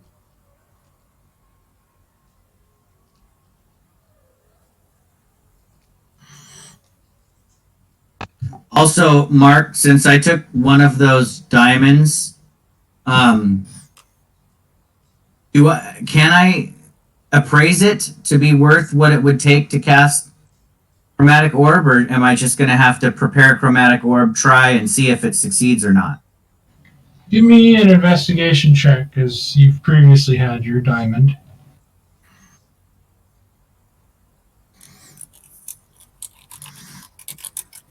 Okay, so with your passive 15, you think that this diamond is probably worth the same amount as your previous one. You're estimating this as about 100 gold points worth.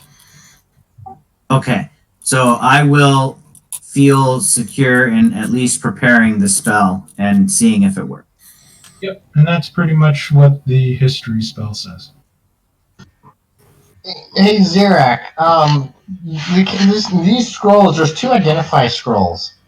I have 2 items of interest. You don't need to do the ritual, to cast your identify, can you identify first this armor, since you obviously own the correct material components, and I don't. See if this armor is anything. I could utilize the magic of the scroll, but as you know, Falk, the scroll will then be useless afterwards. Is that what you wish? You want Yes, me to utilize the scroll? What I've noticed, which is not, it's not. I mean, there's nothing wrong with it, but you've been using identify as a ritual. Wouldn't using more arcane magic perhaps reveal more about the items that maybe the ritual is not revealing? Kind of like when you cast, say, a fireball. Putting more magic in it, you get a better result. So I suppose that's true, but utilizing one of the limited number of prepared slots I have to prepare and cast Identify lessens my ability to be effective in combat. well, And you can imagine that this spell scroll is probably made at that first level, and most rituals come off at the lowest prepared level for said spell. So a ritual would cast a ritual spell over the course of 10 minutes as a first level spell slot. And you can imagine that the Identify inside this scroll was probably written in as a first level spell slot. So I believe that the result would be the same, whether I use the ritual or the scroll.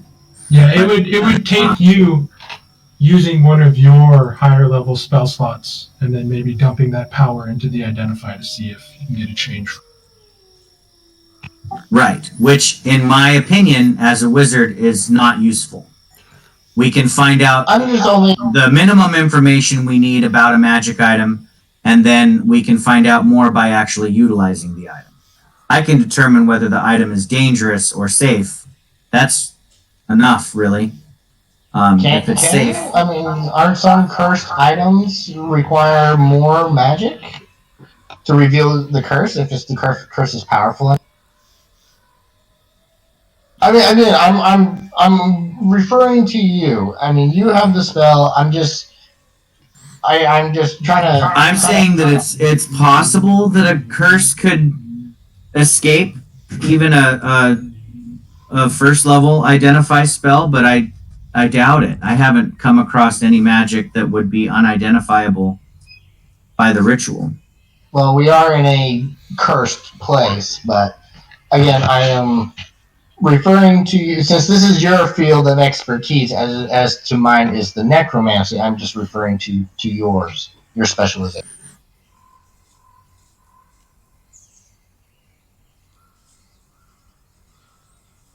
Well, if you don't have Identify in your spellbook, you should use one of these scrolls to copy it into your spellbook. What type of spell is Identify? I believe Identify is a divination. It's a divination. Divination is a universal spell that all wizards know. Oh, I will do that.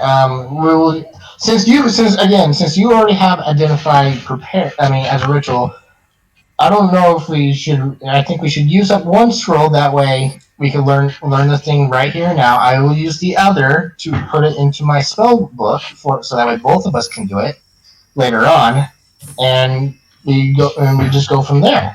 Does that sound something like agreeable or sounds good? Yes, that's agreeable. Just keep in mind that copying a spell into your spellbook is not free. Oh, of course. So I will hold on to one of the Identify spells and hand the other to Xerac. But we should. I hold out the ring that's still on my finger. I haven't removed it yet. Should we identify the armor, the snake armor first, or shall we identify this ring that I found as well? In the bright light being shed inside as you look at this, the set color of that rose cut gem on that silver setting is pitch black, Falk. You're thinking you just found an onyx. Oh. We'll do the armor first, and then I will try to identify this ring later, because actually an onyx, if I'm assuming this is actually one of the things that I need for my spell. No, Thalion, herbalism funds have to be found in the field. Okay, just wanted to make sure. Falk, if you're going to copy that down, go ahead and take the 50 gold points in 2 hours time to do it. You're going to use the other scroll to identify the armor.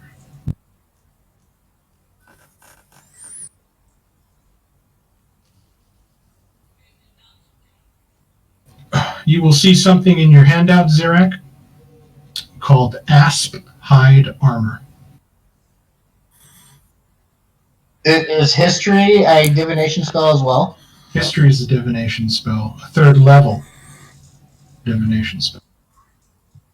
So we only have one scroll of that. So only one of us can put that in our spell books if we want. Oh hell, I'll just show it to everybody. I'll leave it up to you, Falk. Do you want to fight or flip for it? What do you want to do? Or who do you think it would be more useful to have that in their spellbook? Everybody should be able to see Asp Hide Armor. 1 second, Zirak.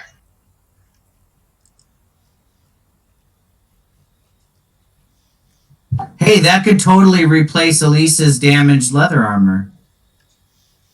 If she can wear hide. I don't know if she can wear hide. Only is it considered a light armor? I don't It's think hide armor. So yes. Oh, maybe. says it's medium armor. I thought hide was medium armor. Okay. Yeah, okay, then yeah, I can't wear it. If it's medium armor, I can't wear it. So hide is medium. It's +2. So this would be 14 plus your dexterity modifier for a max of 16 AC with this plus the bonus it gives you. If you can wear medium armor, yes. Well, you know who can wear medium armor? Rudy. I was Wait, thinking does Rudy have Rudy. I think that armor fits Rudy pretty nicely. I was gonna say, if Rudy doesn't have armor, then heck yeah, give it to Rudy. Because Alyssa Yeah, can't. as Mark was describing that, I was imagining like a sequin shirt. I'm okay with. I'm just trying to. We found it. I'm giving it. We'll give it to whoever we think is best. So we'll call Rudy. Me and Jarek will call Rudy over and say, I think we think this might befit you the best. I'm flattered.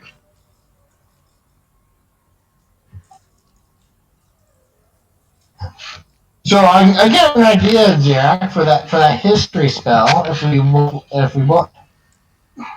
do you remember what it takes to make a spell scroll? To make a spell scroll? Yes. Say No. one of us takes the scroll, and puts it in our spell book. Can't we just maybe make another spell scroll and give it to the one that does not have it? And that way we can both have it?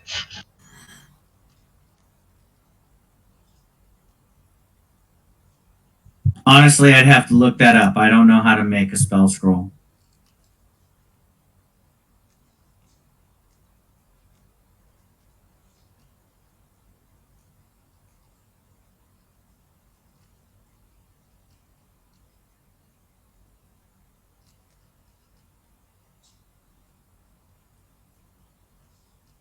They have it in Xanathar's. Well, it looks like there's some rules on page 284 of the Dungeon Master Guide. Also, Xanathar's Guide adds rules for creating spell scrolls on 133. Okay. So it's a third level spell. It's a third level spell. It'll take 1 week and 500 gold. Yep. Well, I don't think we have that amount of time or money at the moment. We do not. I'm telling you right now, No, a cleric gets their shit for free and a wizard has to pay a goddamn fortune. no. Okay, so let me finish. Let me finish role play. So, based on what I've experienced with you by our little adventuring, I think you would be best to hold on to it at the moment. Right now, I think you would benefit from the most. I will hold on to it. I don't think I have the funds, actually, to copy it into my spell book right now anyway. So it will stay in scroll form until we are possibly back in civilization. Maybe even way, way in the future when we're back in Halanon or some shit like that. Because the Barrowlands doesn't really offer a week of respite from danger for us to take the time. It is a terrible fucking place. Yeah. So I would gladly shove this into my scroll case, and if we need to cast it in an emergency situation, we will. Otherwise, we'll just wait until we're very wealthy. The other option, obviously, based on these rules that we found, is I can make a spell scroll out of any spell that I have in my spell book once we get back to civilization. So you and I could swap notes and learn from each other, except I can't learn necromancy. So. Oh no, I agree. But we just so you're aware, we also found a bag of coinage that as well. Right, and I have like 4 other scrolls that are waiting for funds to copy into my spell book too, like Mordenkainen's Faithful Hound, and Earth Armor, and all kinds of other shit that Mark's given me that takes lots and lots and lots of money to actually use. Alright, so I gave him one of these. We used it to identify. I gave him the history. There's a remove curse in our lesser restoration spell. Do you think Valeria will probably benefit these better? There are 2 lesser restoration spells. Valeria doesn't need lesser restoration scrolls because she can just pray and cast that spell. Okay, so how about me and you hold on to each one then?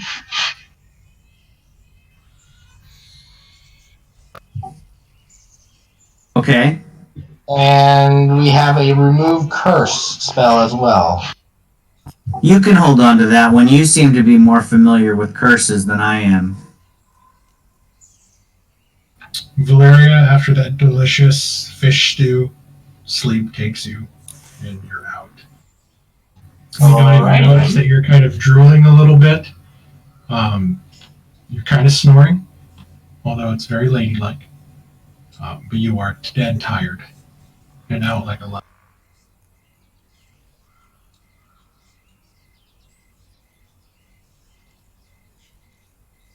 Actually, Chris, we can't keep the lesser restoration scrolls either. They are not wizard spells. They cannot be cast by us. So we should probably but they can be cast by they can be cast by bards, druids, paladins, or rangers. So we could give the lesser restoration scrolls to Rudy, and one to Rudy and one to Elise. I'm okay with that. Technically, could Zerak technically cast it? I can't cast lesser. He's a wizard. Well, doesn't he also have 1 point in druid though? No, he doesn't have 1 point in druid. He has a feat that allowed him to dip in. Okay, so he's okay. Never mind then. Never mind. But before you guys do that, I do believe. Let me double check something.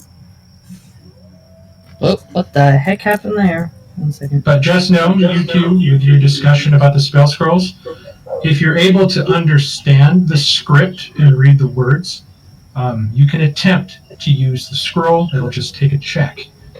So just keep that in mind. Yeah. Hey, yeah. Do you have detect magic as well, right?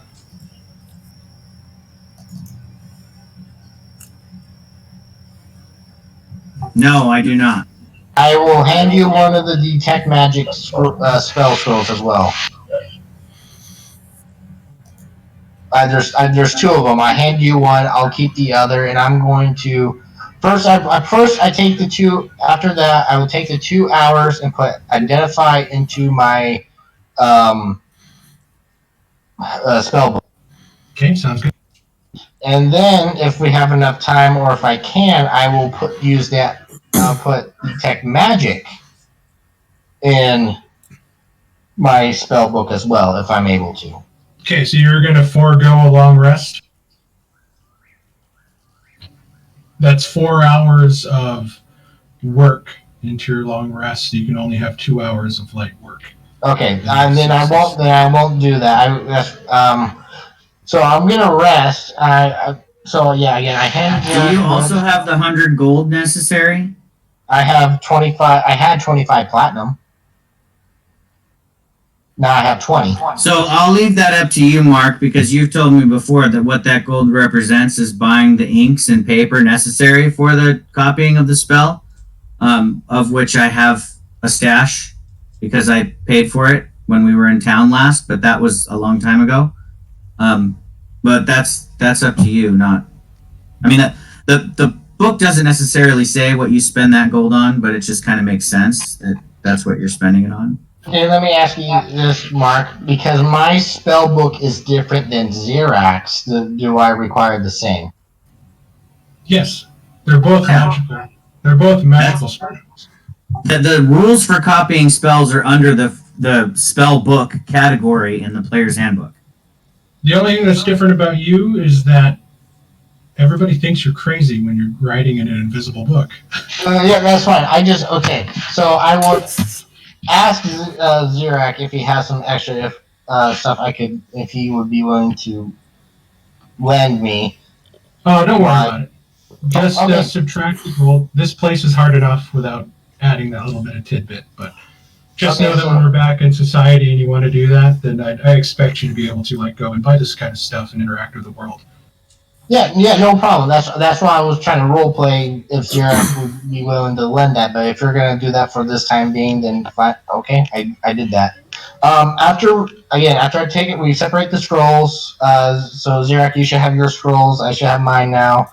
We divvied up the magical item. I'm gonna go rest, but I'm gonna go hide myself in a corner and pull out my lamp. Okay.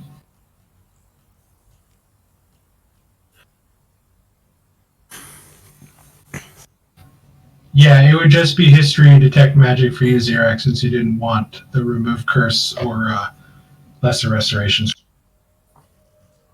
And we gave the 2 lesser restoration spells to Rudy and Elise. Okay. Area has a remove curse, or did you keep that? Hold on, you guys. What is it? Elise already has lesser restoration. But this is just an extra spell scroll that won't cost you a spell slot to use. We can't use these. It's an oh shit, somebody's blind. I need this spell slot to heal. Spell scroll. Elise will shove it in her pocket. Right in her bosom. I got $5. God. You got herpes hair. Lesser restoration. That's a greater restoration. What are you talking about? No, that's for genital herpes. Okay.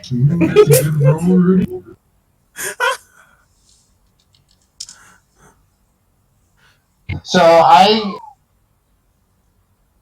go in the corner after we divvy up the scrolls and everything. I copy the identify spell into my spell book, and then I pull my lantern out, and hello? Okay, before we do that, I believe that Elise had something she wanted to say or do earlier. Oh, okay. While you two were talking scrolls.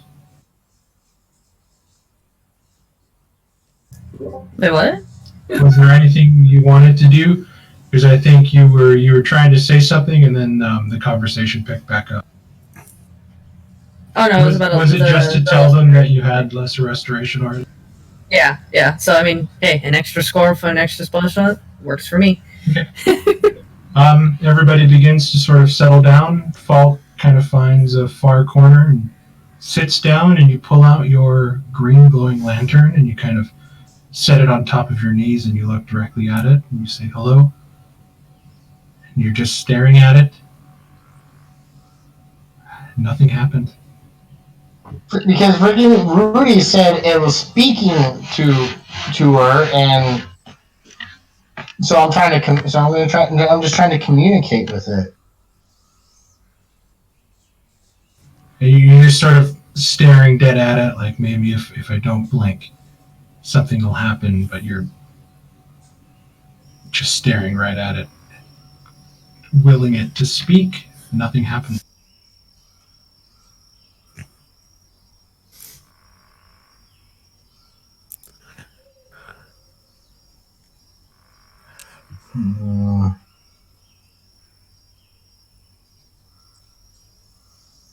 Is there anything you want to try to do? Well, I would like to perhaps try to cast Identify, but I don't have the material components to cast Identify on my lamp. Well, you are a wizard, correct? You can borrow my pearl if you want to cast it. I can loan you my pearl if you want to do the magic. That's fine, but you just can't keep it. The Identify spell does not use the item, the component. It uses it, but it doesn't. Right. I didn't want to be rude and ask, "Hey, Xerac, can I borrow your shit to do?"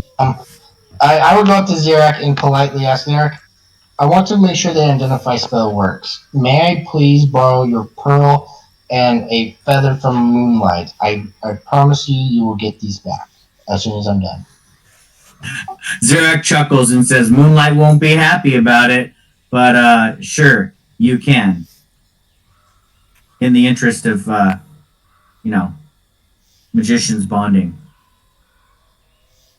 And then I will take it. I will be right back, and then I will go back to my corner and I will cast Identify. And if we full rested, I'm going to try. You haven't completed a full rest yet. You haven't even rested yet. You just now finished writing that spell down.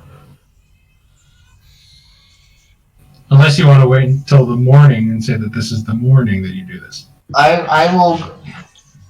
Before I take this off, I would think. Hold on, Xerac. I'm going to borrow this in the morning because I'm going to try again. Try to put a little more, put a little more my magic. See if maybe I can reveal more with my experience. Okay. Did anybody else want to do anything tonight, or is everybody falling asleep? And I do cuddle with my lantern while I sleep.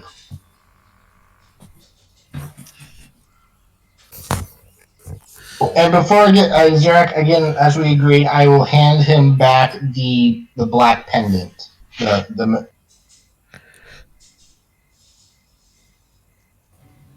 Fast forward it. Pseudo morning comes. The twilight is ever present in here, so there's no sunrise to tell you that it's morning, but your body clock tells you that it's about time to wake up. Groggily, you guys kind of get up and exercise and stretch the soreness from your joints, muscles, and bones. Elise, you are in pain. It's just your body feels racked with pain.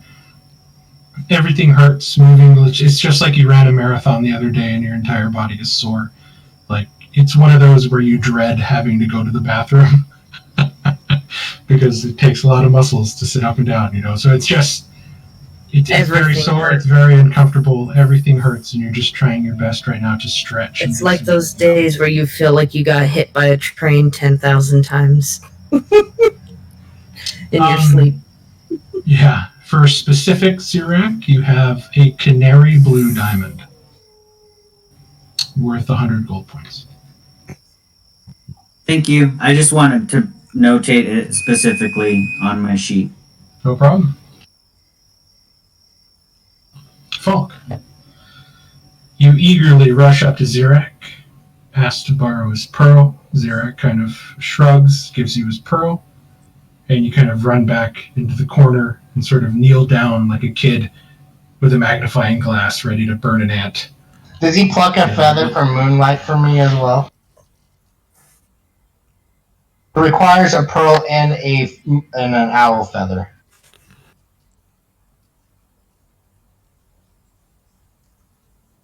But yeah, I will go with my lantern,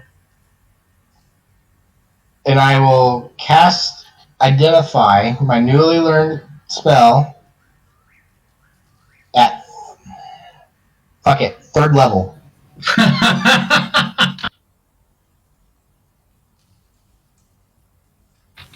I didn't actually think you'd do this yet. So I didn't make the sheet yet. I'm doing 3rd level because, like I discussed with Xerac, Xerac said, he was saying, well, the ritual, it's enough to identify, well, I want to experiment saying if I put a little more magic, maybe I'll learn more than just the surface. So I'll just give you the Cliff Notes. Your trinket, what you have on you, is what's considered a soul lantern. Inside the lantern, currently, are 3 souls. The lantern can hold up to 5. Casting it at such a high level, you've identified the names of the 3 souls inside. They are the souls of your ancestors. Oh, shit!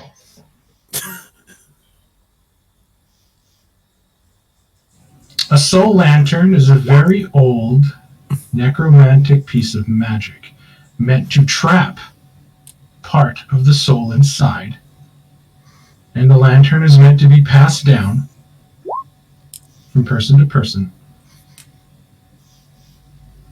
And when that person is powerful enough to access the magic,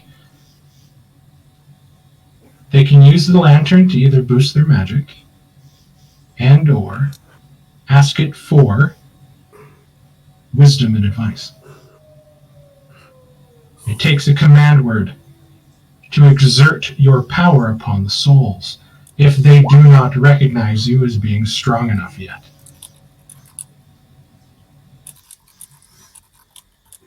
I'll let you come up with the command word. Okay.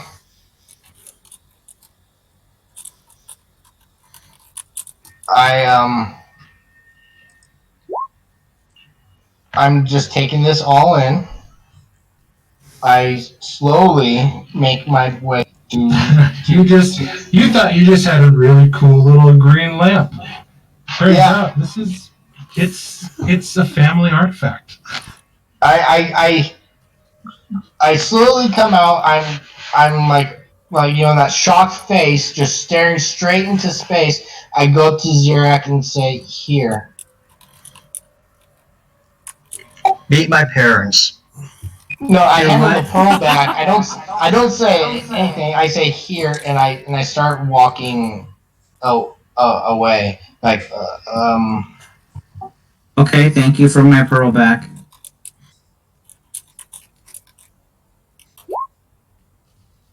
I hope it helped you. It did, and my hypothesis was indeed correct. Shit. I love it when a plan comes together.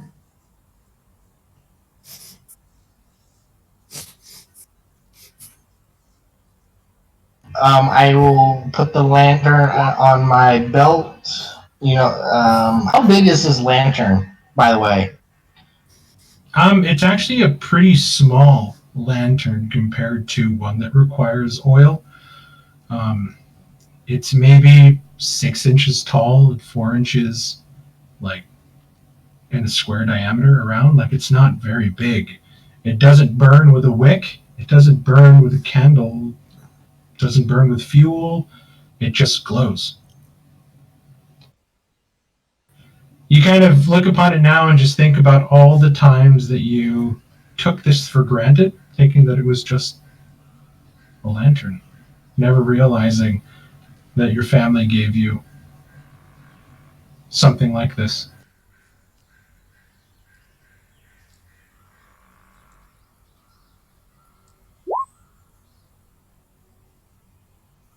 God damn it. Holy shit. I hate it when it does that.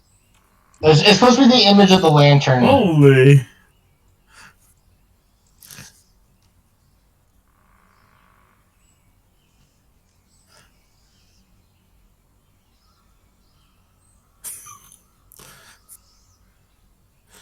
Yes, how 9,000?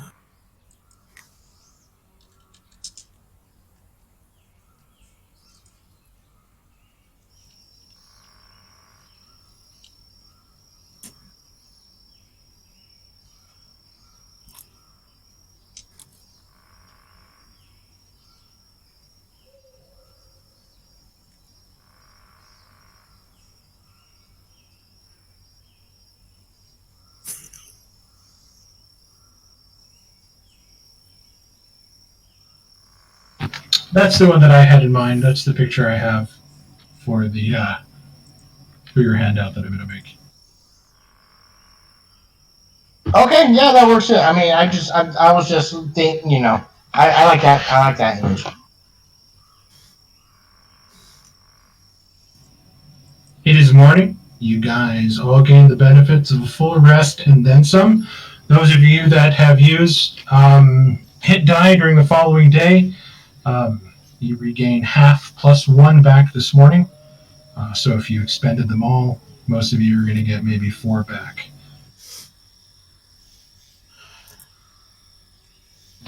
What would you guys like to do? Do you guys wish to continue further down the Aquatus, or do you guys wish to take a chance? Maybe perhaps check out the menagerie. I think we should finish the Aquatus. That key we got, that's not one of the keys we're looking for, is it? Okay, No, now they hold plain on. white I want to present a plan to the group. During the long rest, and I don't know if this will work, but I said I had an idea, and I've been kind of kicking myself in the butt because I didn't think of this sooner. But I possess magic, a spell that can locate specific objects if they're within a certain distance of us. I suggest that we go back to a place where we would consider a hub other than this, like in the demon hold or in one of the places we're trying to find a key. I cast this magic to find a key that's similar to one of the ones we have, but with, you know, that looks like one of the ones we have. It doesn't have to be precise. The spell can find objects that are similarly adorned as the ones we're looking for. It doesn't have to be the exact object. If I've seen the exact object, then I can find the exact object. If it's within 1,000 feet of us. 1,000 feet is a fifth of a mile. I don't know how big this fortress is, but most buildings are not, I mean, unless they're, you know, Costco warehouses, they're not 1,000 feet across. So I might be able to use magic to locate a key, which would give us a beeline directly to the object. If this doesn't work, then my usefulness as a utilitarian wizard is pretty much shot, but I thought I would give it a try. What do you guys think? My only issue is when we go through those white gates, are they doors or are they doorways? Perhaps they are teleporting us great distances to the next room. That is a very viable possibility. We do not know how far we are traveling through a portal. So this would be a hypothesis to test. I mean, the worst case scenario is I prepared this spell and I may have prepared the spell in vain until the next time we take a long rest. I forego the ability to cast the spell that gives you extra attacks and extra armor class and all of those things. I didn't prepare haste. Instead, I prepared this spell. So I'm trying to be more useful and not as combat focused. But if my usefulness is negated, then I'll just stick with combat. Well, But I if just- it gets us to our goal any faster, it would be well worth. That's my hope as well. The shot as well. So I say we start the day by going somewhere where we think we might be within 1,000 feet of a key, and I shall utilize my magic and see if I get a sense that a key is in a particular direction or not. Since Yeah, we well- did find the crystal key and a white gate, we should head back to the Aquatus, since that's the one we're trying to find next. And it's probably through that white gate. Maybe we should venture through the white gates and then have you cast it. That's a good plan. I look to Tristan and Faye and the other one, Welf, and say, do you think that you would be okay here watching over the 3 new people that we brought and until we return once again? It's been safe enough. We'll take good care of them.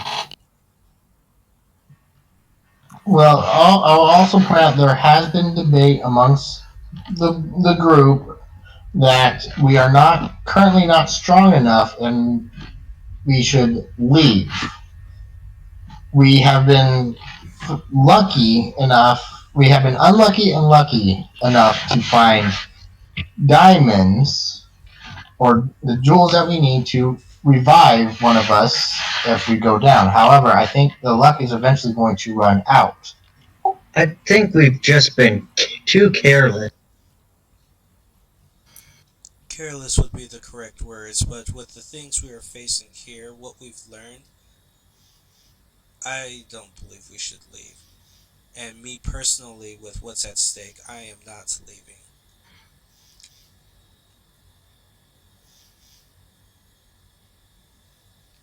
We basically learned that the source of things that we've run into, what caused the trouble when we joined the mercenary band, sourced from here.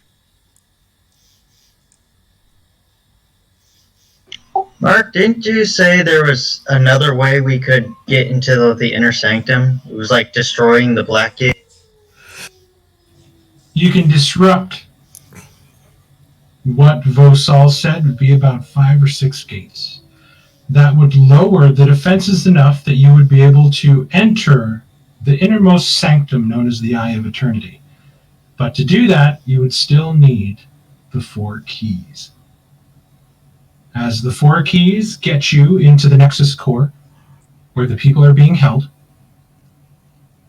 and it is through that Nexus Core that you enter the Eye of Eternity.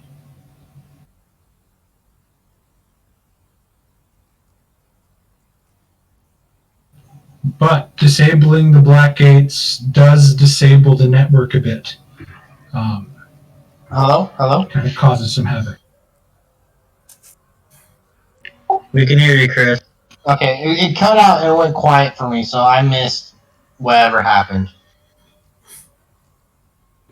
We were just reviewing that we can also disrupt the Black Gates.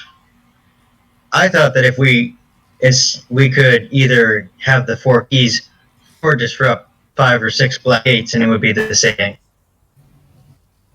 Nada. The Eye of Eternity has to be entered through the Nexus Core.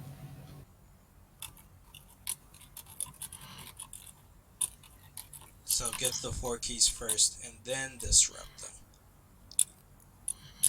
If you even need to, if you even want to go to the Eye of Eternity.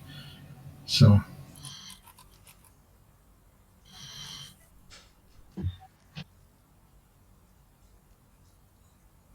Well, I think we don't. I think going back to the Aquarius will be a waste of time. I think we need to go to the menagerie. Okay. We She are will, finishing up the Aquatis, why go halfway through and then leave without grabbing the key we need when we know we need 4? So eventually we'd have to go and grab one from there also. But is even the Aquatis? It didn't seem like the Aquatis would have a caretaker for that specific key. We don't know that for sure though. That's just I believe- speculation. Yeah, I believe that every section has a black key owner. Or am I wrong? I'm trying to find the map on my handout. It's under Shadow Consortium. Not to mention we found someone who had a key on them, just as we did before. There must be someone who's managing each section, but we won't know for sure. So why leave halfway through on a speculation when we can go through the whole thing and find out for sure? Because it's just speculating that the menagerie will also have someone. So I pull up the map, and I notice that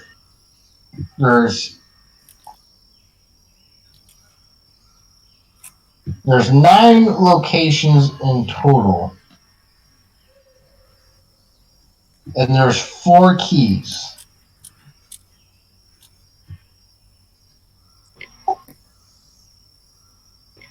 Here's an idea. We could test to see if Xerax locate object can penetrate those gate. If the whole complex is of a size smaller than my spell's distance or range or whatever, regardless of the gates teleporting us, I should be able to locate it.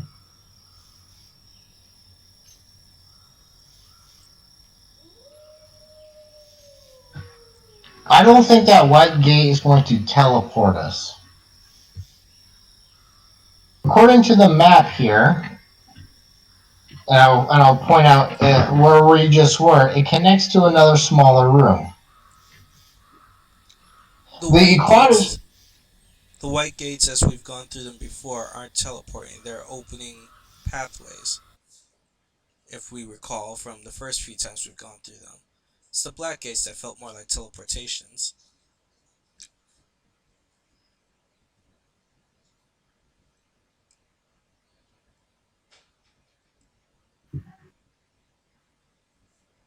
But even with that said, we've already started in one area. It's speculation to leave it halfway done when we might be near something. We might as well complete it. Otherwise, we're just debating around in circles on let's try this area and half finishing something where there may be stuff that we might need or what we're looking for right around the corner.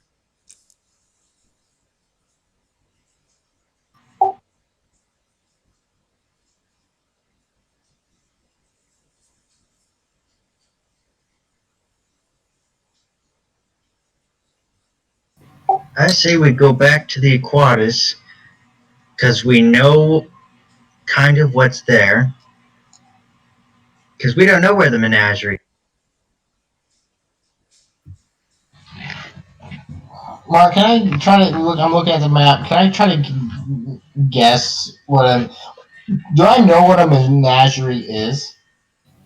You know that a menagerie, the definition of it is usually kind of like a zoo, a collection of animals.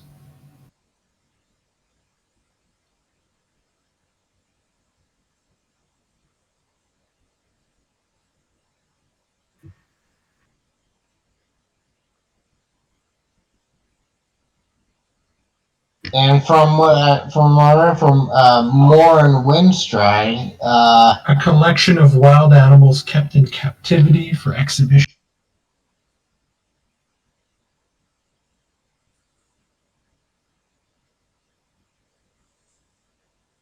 But to Xerax's point, that is a normal definition of a menagerie. This place Right. is not normal.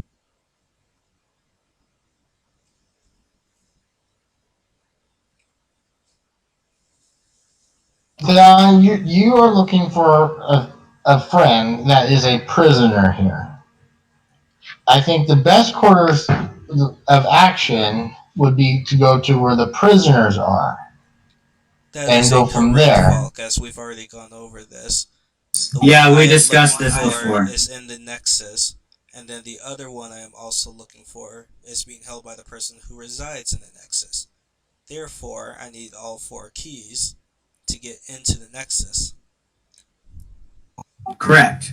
And we now have 2 of them. So we've made some progress. But, Two. yeah, we have 2 keys. You have We have one one master key. and I believe you have 2 crystal glyph keys and 1 master key. Yeah, we have 1 black key, 1 for the demon hold, and 1 for the Aquatus. Yes. And then whatever key Elise has, I don't know. That's the Aquatus one. Okay. You guys are looking for the reddish black keys. Basically, Thalion is saying, let's finish up the Aquatus and find out for sure if there's a master key in here before leaving it.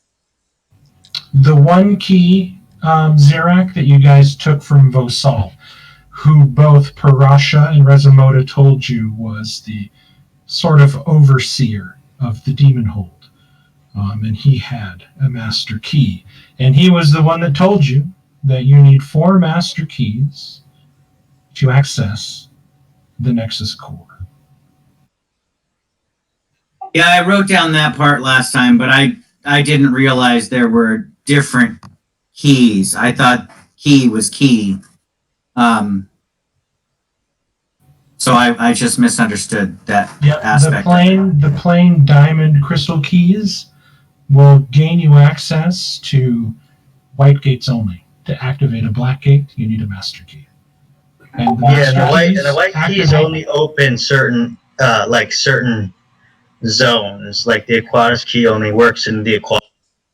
Yes. Okay, so if we go back, if I'm looking at this map correctly that we have on our persons, right? We have this map with us.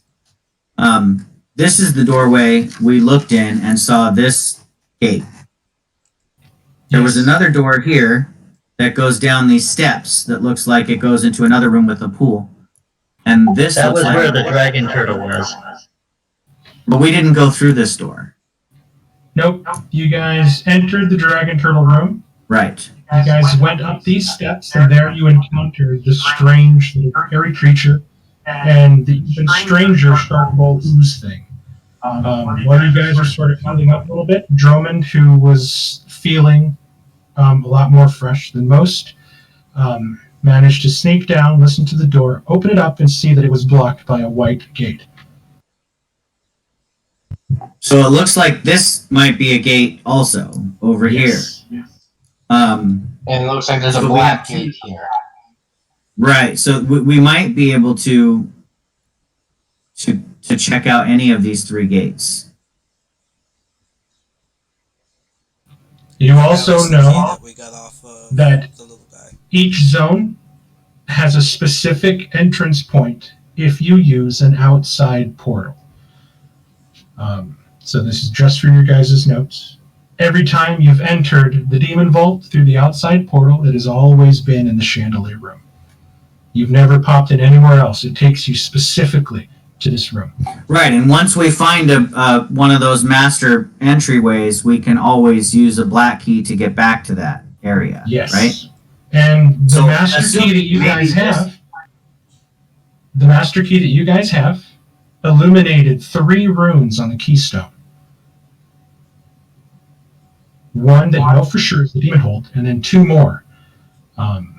You never did test either of them out as you went straight back to the Demon Hold. So that 1 master key gains you entrance into 2 other areas, but you know for a fact that this master key given to you when Vosal Whisper of Frost Whisper kind of made a deal with you guys, his master key accesses the Aquatus and the Menagerie as well.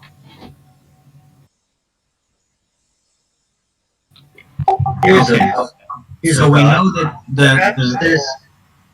perhaps Go ahead. this over here is the Menagerie, And I'm just going on that based on the fact that the Aquatis was directly adjacent to the Demon Hole.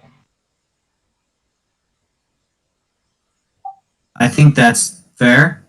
And it's possible that we could use the same master key that we have to teleport to a black gate within the Aquatis. So if this key, the master key accesses the Aquatis, then we have the master key for the Demon Hole in the Aquatis.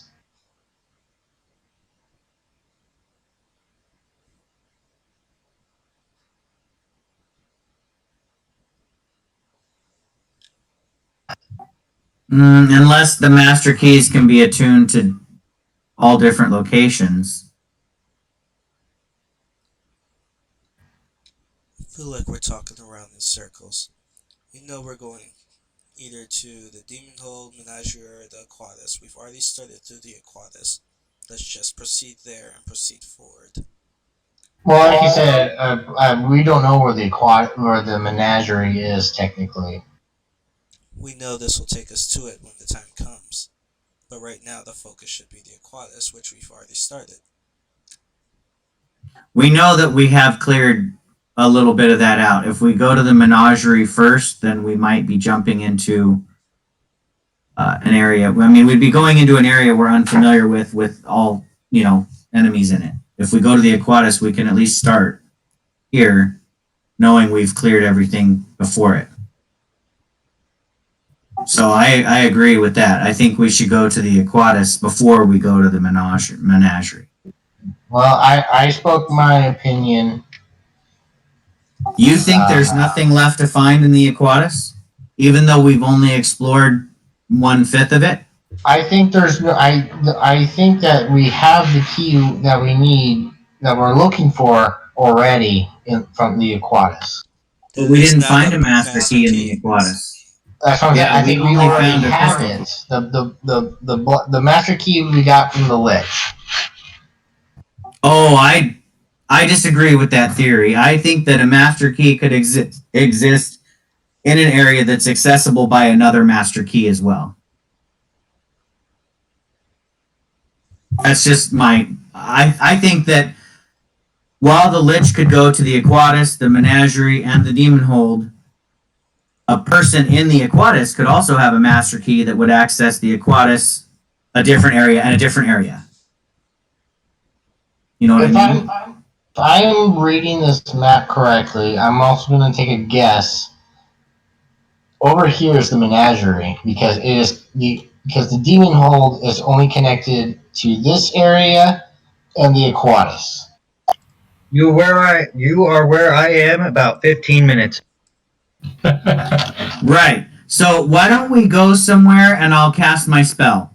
And if it doesn't return any pings at all, then we go to the Menagerie. Why don't we go to the Aquatis? I'll cast my spell looking for a key that's similar to our master key.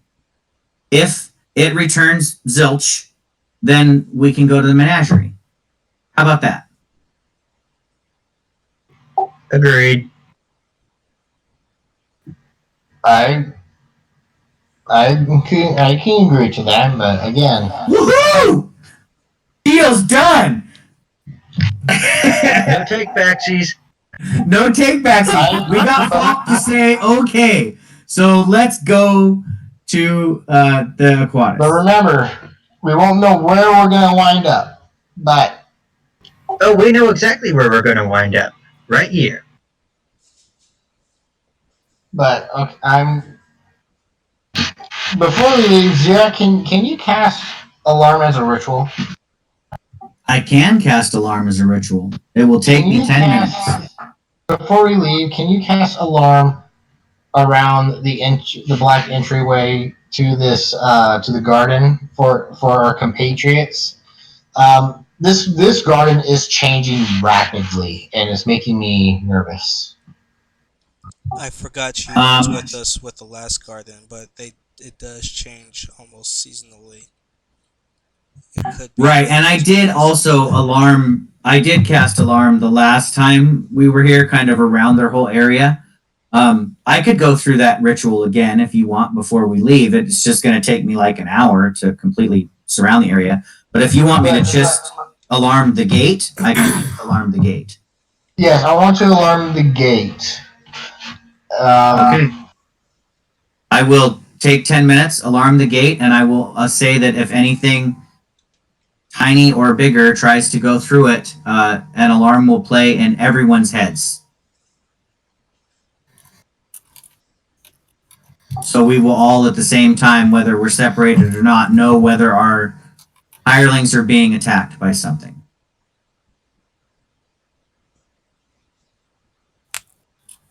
Mark, as we're going back down the hallway, are the flames of the braziers still the purplish blue? Still the purplish blue. You guys kind of steadily make your way down, gather around the Black Gate, and you guys are returning to the Aquatus. Yes. Okay, so you portal one by one into the Kraken room, emerging from the portal there, kind of stepping around. Once everybody's through, Falk steps in last as he has the gate key, and you guys begin to move down the hallway, remembering where the stairs that were marked to not activate the dark traps. You guys make your way slowly down the hallway, back up into the Dragon Turtle room. And I'm assuming you guys wanted to go up the stairs into the room where you fought the little hairy monster. And now you guys are in that room, staring at the open door that was left open by Drummond. Here.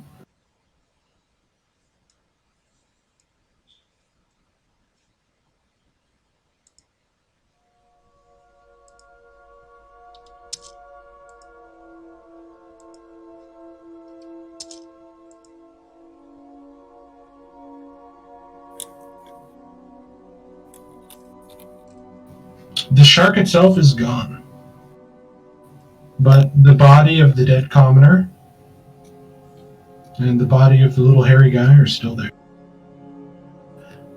Do we want to add more to our party?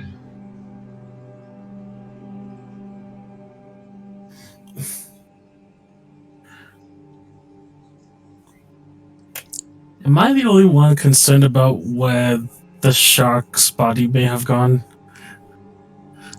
It is something we should be cautious. I'm about. unconcerned because the shark was kind of dissolving when we were here last time. It possibly just got sucked, like eaten by the goo. However, that said, it takes me 10 minutes to cast this spell, so I would like to take a really good look at the Master Key. Alright, yeah, I will hand it over for Zerak to use, that way he doesn't have to keep asking for it. That way he gets And I will cast this spell. I'll post it up here for you, Mark, so you can read it. On trying to find another Master Key that looks like the one I have. Okay, so locate object should be concentration 10 minutes, right? Oh, Well, sweet. I guess while he's doing that, if you wish to... Oh, I guess it doesn't take 10 minutes to cast. I thought it did, but it's an instant. It's one action, but it lasts It for just 10 minutes. takes 10 minutes. So I sense the direction of the object. You sort of hold out the key in your hand, letting it dangle by the chain. And you begin to circle. Starting at this wall first, and then just slowly turning. As you turn to the left, nothing happens. You turn to the north, nothing happens. You turn to the east, nothing happens. And you begin to turn south, and there is no sensation pulling you forward except the smallest gut feeling that tells you to keep going south. But it's beyond your magic. This is more of an insight inside of your own instincts. Okay, so without hesitation, I announced to the group that my magic is pointing to the south. As if I'm very, very confident that that is exactly where we should go. Giving no indication that it's just my gut feeling. Dalian nods at that as he wished to go that way anyways. He's going to proceed forward.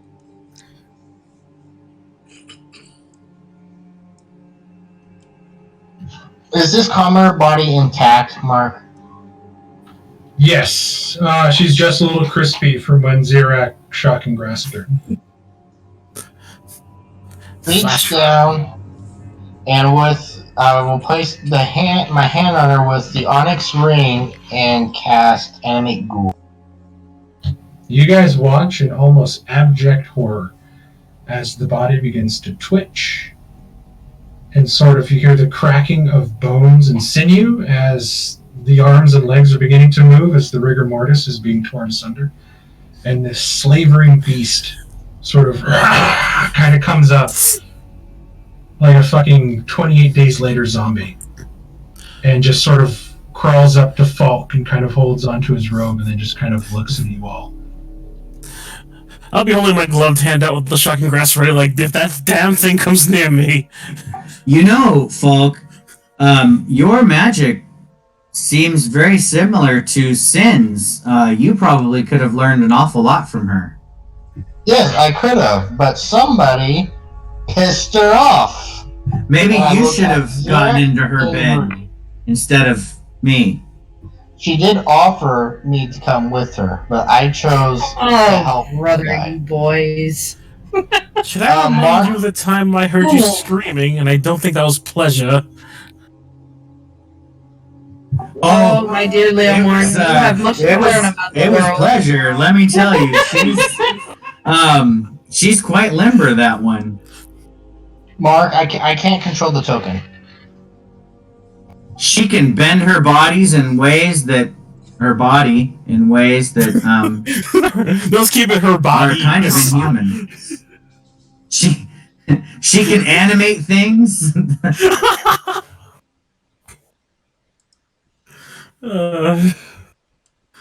I don't think I'd want to know. There you go, you should be able to control it. Thank you. Are you gonna name it Steven? There's a woman. No. Are you gonna name it Stevie Wonder or Stevie Stefina? Looks like a Jane, really. Stephanie. I'm Stephanie. not gonna give it a name or her a name. I don't know. It's an it. It is fine. It's not a her anymore. She still once was a person. I may animate the dead, but I still respect the dead. So who has the crystal key that was pulled from the little furry guy? I believe Elise has it. Yep, Elise has that one. I have the master key.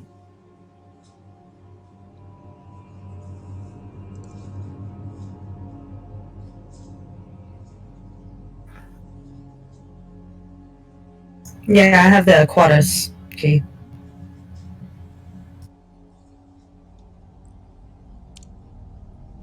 Can you possibly bring that forward so we don't get thrown away from this door here?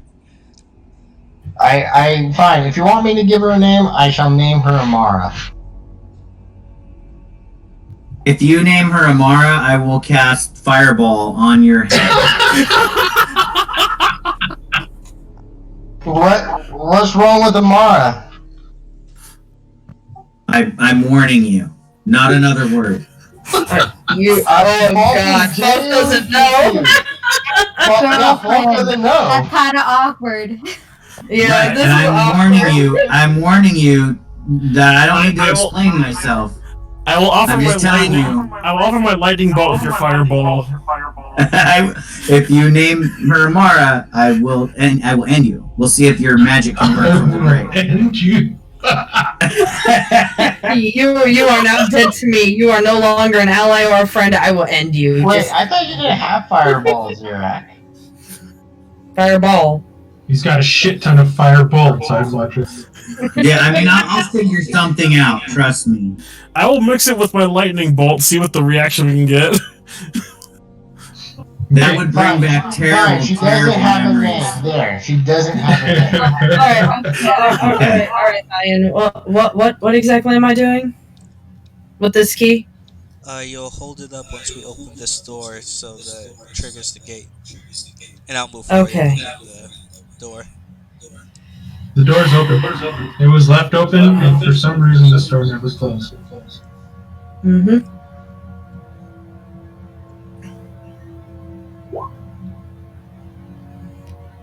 I hate this already.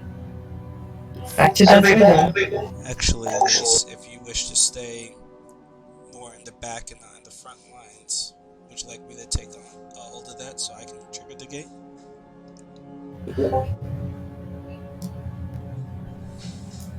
There you go. All yours. So before we go through this, do we have a plan of attack? Nope, we're just gonna go in there and see what's in there because we don't know what's in there. I'm just gonna follow behind, and you guys go Yep. ahead. Can't plan for something that we are walking blindly into. You just gotta, I guess, hope for the best. You can plan Pray for the best and expect the worst. unexpected. While someone opens the door, two people kind of rush to that opening and kind of flank on each sides. That way we get a view of the whole surroundings.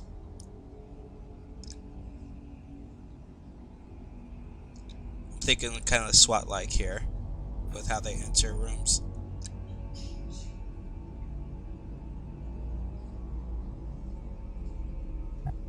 Yep, I have my finger up in the shape of a pistol, ready to cast firebolt. Yeah, so if I open this door and trigger the gate, and then we have two kind of rush just right straight past, watch on both sides while our range people have their hands ready for distance attacks, and then I proceed forward past the two that came through. Hey, Xeric, can't you see through your bird's eye? I can.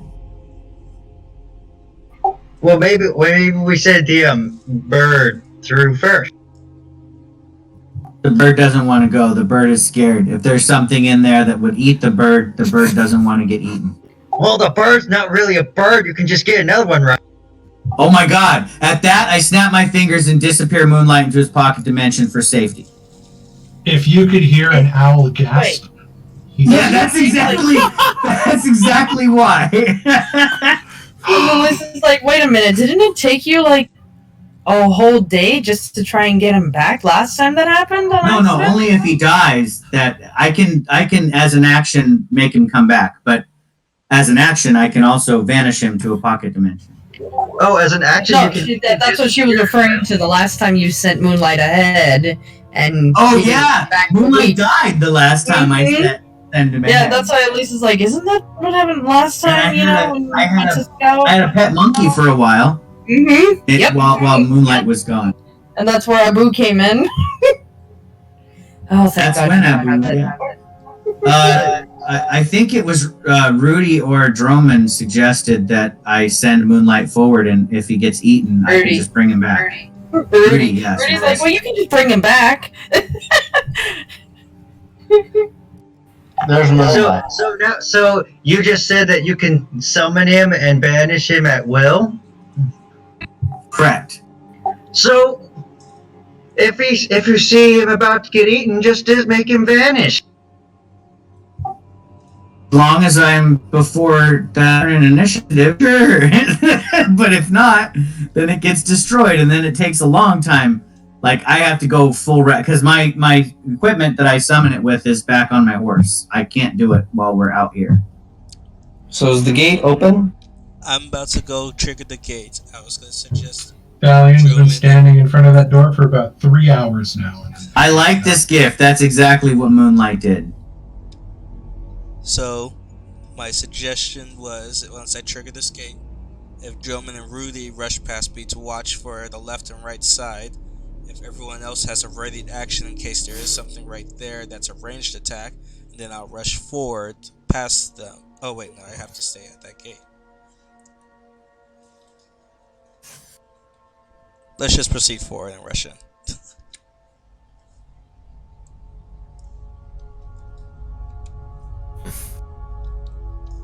I'm triggering the gate. How about Droman? You open the gate. Droman will immediately try to make his way across the room to prevent anyone from escaping. Or you just give the key to someone like me. At least I could stay in the back.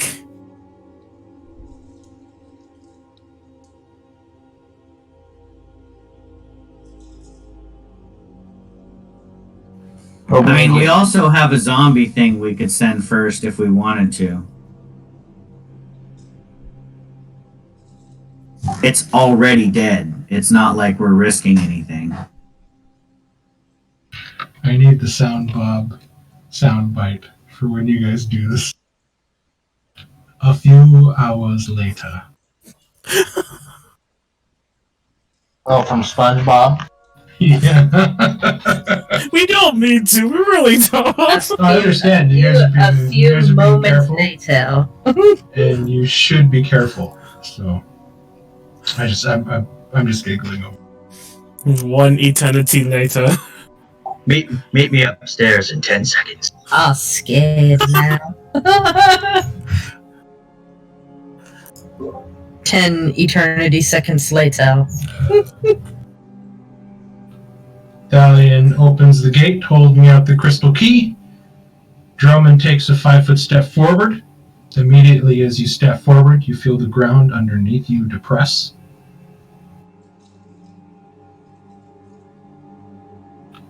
As you step there, your foot hits down and you feel the tile sink. And you freeze. Thalion, you sort of look down at his feet. Droman looks down at his foot. You both kind of look up at each other at the same time. Droman lifts his foot, steps back, and the stone rises back up. Seemingly nothing happened.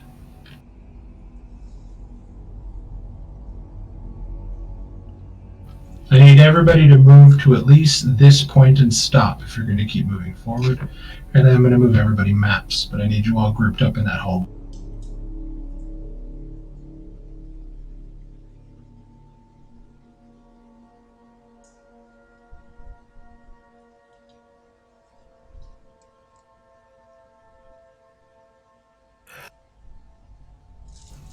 I might be able to make this work.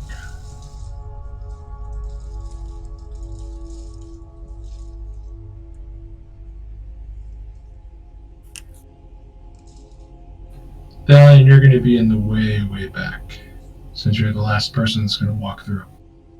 Okay.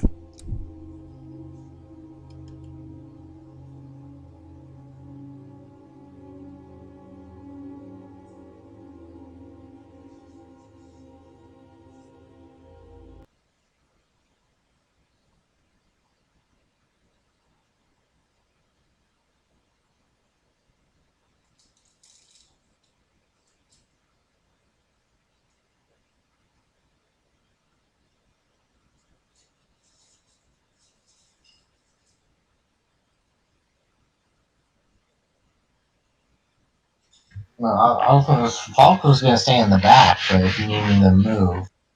It's because I have the key, so you have to be past me. Right. Well, I was gonna say. Other than that, I was hoping to be the last one through. Other than you. You didn't want to be in the middle.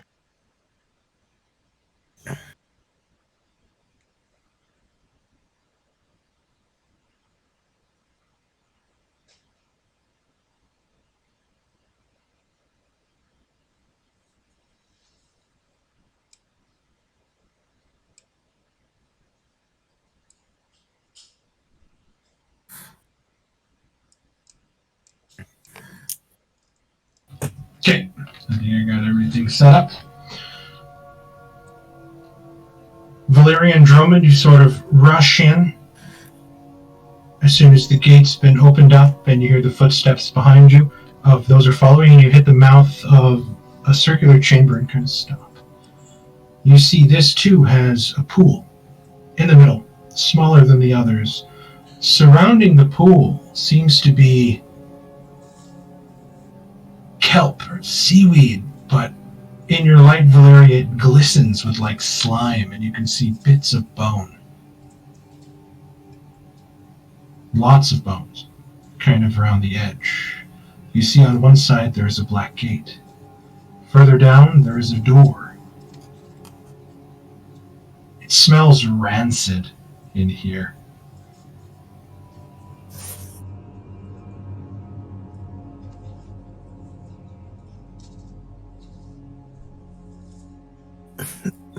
I'm not really liking the look of this room. Smells like death. Zirak, you picking up anything? It probably is death. Ugh.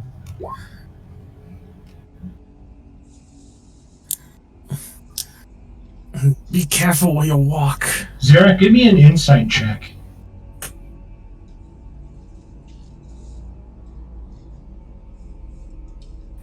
Valeria, as you step there, you feel the plate Dang it. underneath your foot depress. Dang it! And you Guys. watch now from vents surrounding the top of the room. Thick, heavy fog begins to pool in, covering the floor, growing thicker and thicker and thicker. Everything in front of you has been obscured by heavy fog, and the smell has just gotten worse. Zirak, there's a gut feeling inside that tells you the closest one is south, but it's a female voice. It's dangerous, but go south. You feel this. You feel adamant about this. I urge them to hold their breath and move forward. Drummond, Valeria, what do you do? I'm right behind you.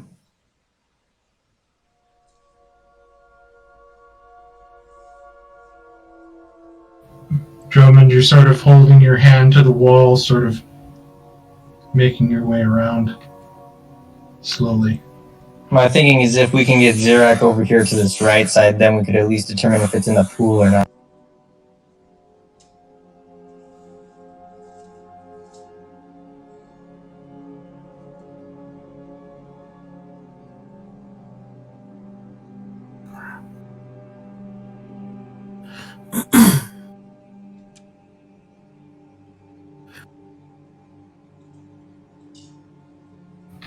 It is hard to see inside. It's like standing in a thick, or driving in like a thick blizzard. You can barely see past the windshield.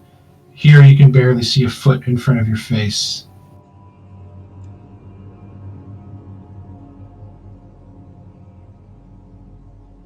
Do we see that gate glowing on the left side of the room or anything, or is that It's a obscured by the it's fog? a very dim light, muffled by the fog, but you can see it. The magical light emanating from it is piercing the fog somewhat, but it is dark. And right now, Valeria's light spell and your light spell is kind of like driving in fog with brights on. Everything around you is just stark white from the magic, almost obscuring your vision even more. Is it still telling me to go, or do we still need to go south, Zirak? Yes. I feel very strongly that we should continue south. When you say south, do you mean The only entrance that we could, the only door that we could pick on the south side of the room would be this one that's southeast, so yes.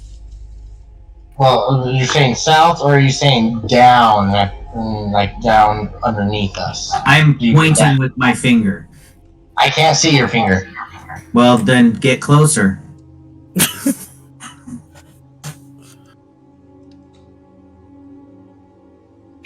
I'll go ahead and check this door and see if it's locked.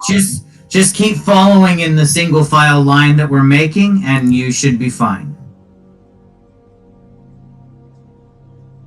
Trust in the magic, my friend. Actually, I'll take a step back and let Droman and Valeria open that door, or Rudy, or whoever, or Thalion. Yeah, you know what? Go ahead, guys. The door's... I believe myself from this far back. I just point at the door and say, it's there. Go that way. The door itself is locked. Time to pick it. Give me a thieves' tool check. One of these days, I'm going to learn the knock spell. Or we could just have a Dromond. You open it. You turn the large circular handle and push the doors open. As soon as the doors open, I need everybody to give me a Constitution saving throw, except for Falk. Will this be advantage due to that meal? This is not a disease. Okay, This is- I need to change my note. As you begin to slowly open the gate, revealing a room covered in dark black fog, and it is the smell that rushes into this room from this one that makes Thalion, Valeria, Zirak, Rudy. Do you need my ghoul to make a con save? Nope.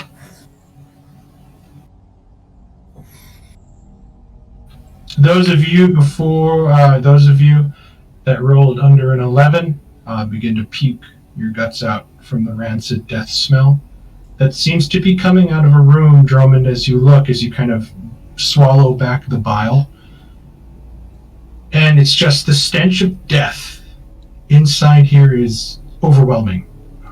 Is it because This large pool in the middle is just a blackened sea of floating corpses. Oh. Bodies just float and ride this circular current as if they're circling a drain. All the while, this oppressive fog just lingers, giving the stench something like solid to latch onto, and just makes it ever present. You see 3 globes of enormous blue liquid suspended, similar to the ones that you saw in the Dragon Troll room. Mark, am I not making the save because I'm used to the smell of death? Yes. Okay, I just want to make sure. Remembering when we were in the sewers and dealing with this stuff, I take a familiar rag and wrap it around my mouth and nose after I finish puking. I'm just remembering back to the tunnel of vomit I had to slide down before. It's like, I've had worse. I've had worse. I thought you guys had strong stomachs. I meant I have awesome abs.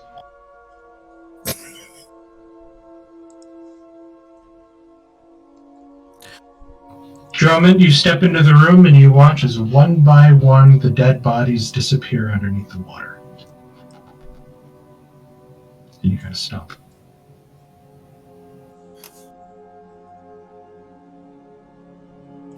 The current still turning in a circle. The smell is just abhorrent. You've never smelled anything this bad. This is 10 times worse than the dirtiest alleyway you've ever been in your life. The key will be worth it, guys. Keep going. Here. You look a little green there. I'm feeling a little green, my friend. You need me to lucky your leave bird's because not out I'm here. used to this. Drummond, as you step there, you watch as 2 hands creep up over the edge, and a face begins to pull itself up and look at you.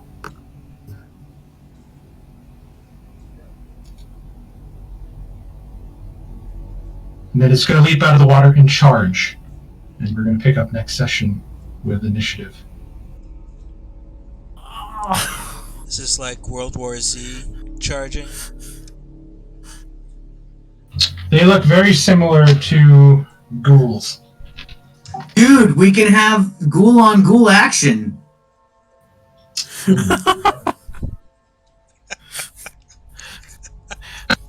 It's a he, that's a she. Falk, you could just mate the two.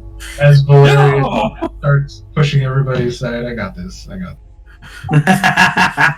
She's about to do the Thanos snap. Clerics for the win. Every time. I am Valeria. Snap. Well, that was a good session back. I do apologize that we won't be able to get back into this for another 2 weeks just because of the holidays. Is it 2 weeks, so we're playing on New Year's Eve? No. Next week is Christmas Eve, correct? Right. Correct. Yes. And then the following week is New Year's Eve. Correct. So we'll have 2 weeks off, and then we'll be back. Okay. So that's what I thought. January 7th would be our next game. Yeah, I mean, unless if you guys wanted to do, I don't know, people probably have plans. But if you guys wanted to do something, I don't know, get your heads together if you guys want me to run a session and continue the story sometime this week so we can kind of catch up if you guys want, or we can just pick back up and see what happens here. Also, Tomb of Annihilation's last game of this year will be on this Friday. Oh, never mind. Yeah, I forgot about Tomb. I thought our next one was for some reason in January, but I think that was the last. I want to try to get one last session in with everybody because I think David missed out on the last session. So now you're welcome to sit in and watch if you want. But yeah, you're dead. Why is he dead? He could survive by himself in the tomb. Yeah, he left. He's out of the tube. He's free. He's fine. Yeah, he I went still with had the two shape genies, changes so left, and I could turn into a couple of very large-ass dinosaurs. Well, what you told me that last session was your last. I know. Last session was your last session, so your character's dead. By the way, Chris, if it's not too late and you have like 5 minutes, can you hop over to the Land of Song chat after everybody goes? I want to ask you something. Yeah, no problem. And All right, well, good night, everybody. All right, everybody. Thank you, guys. And I'm actually glad you guys took the time. Also, are you visiting Chris for the holidays? Off topic.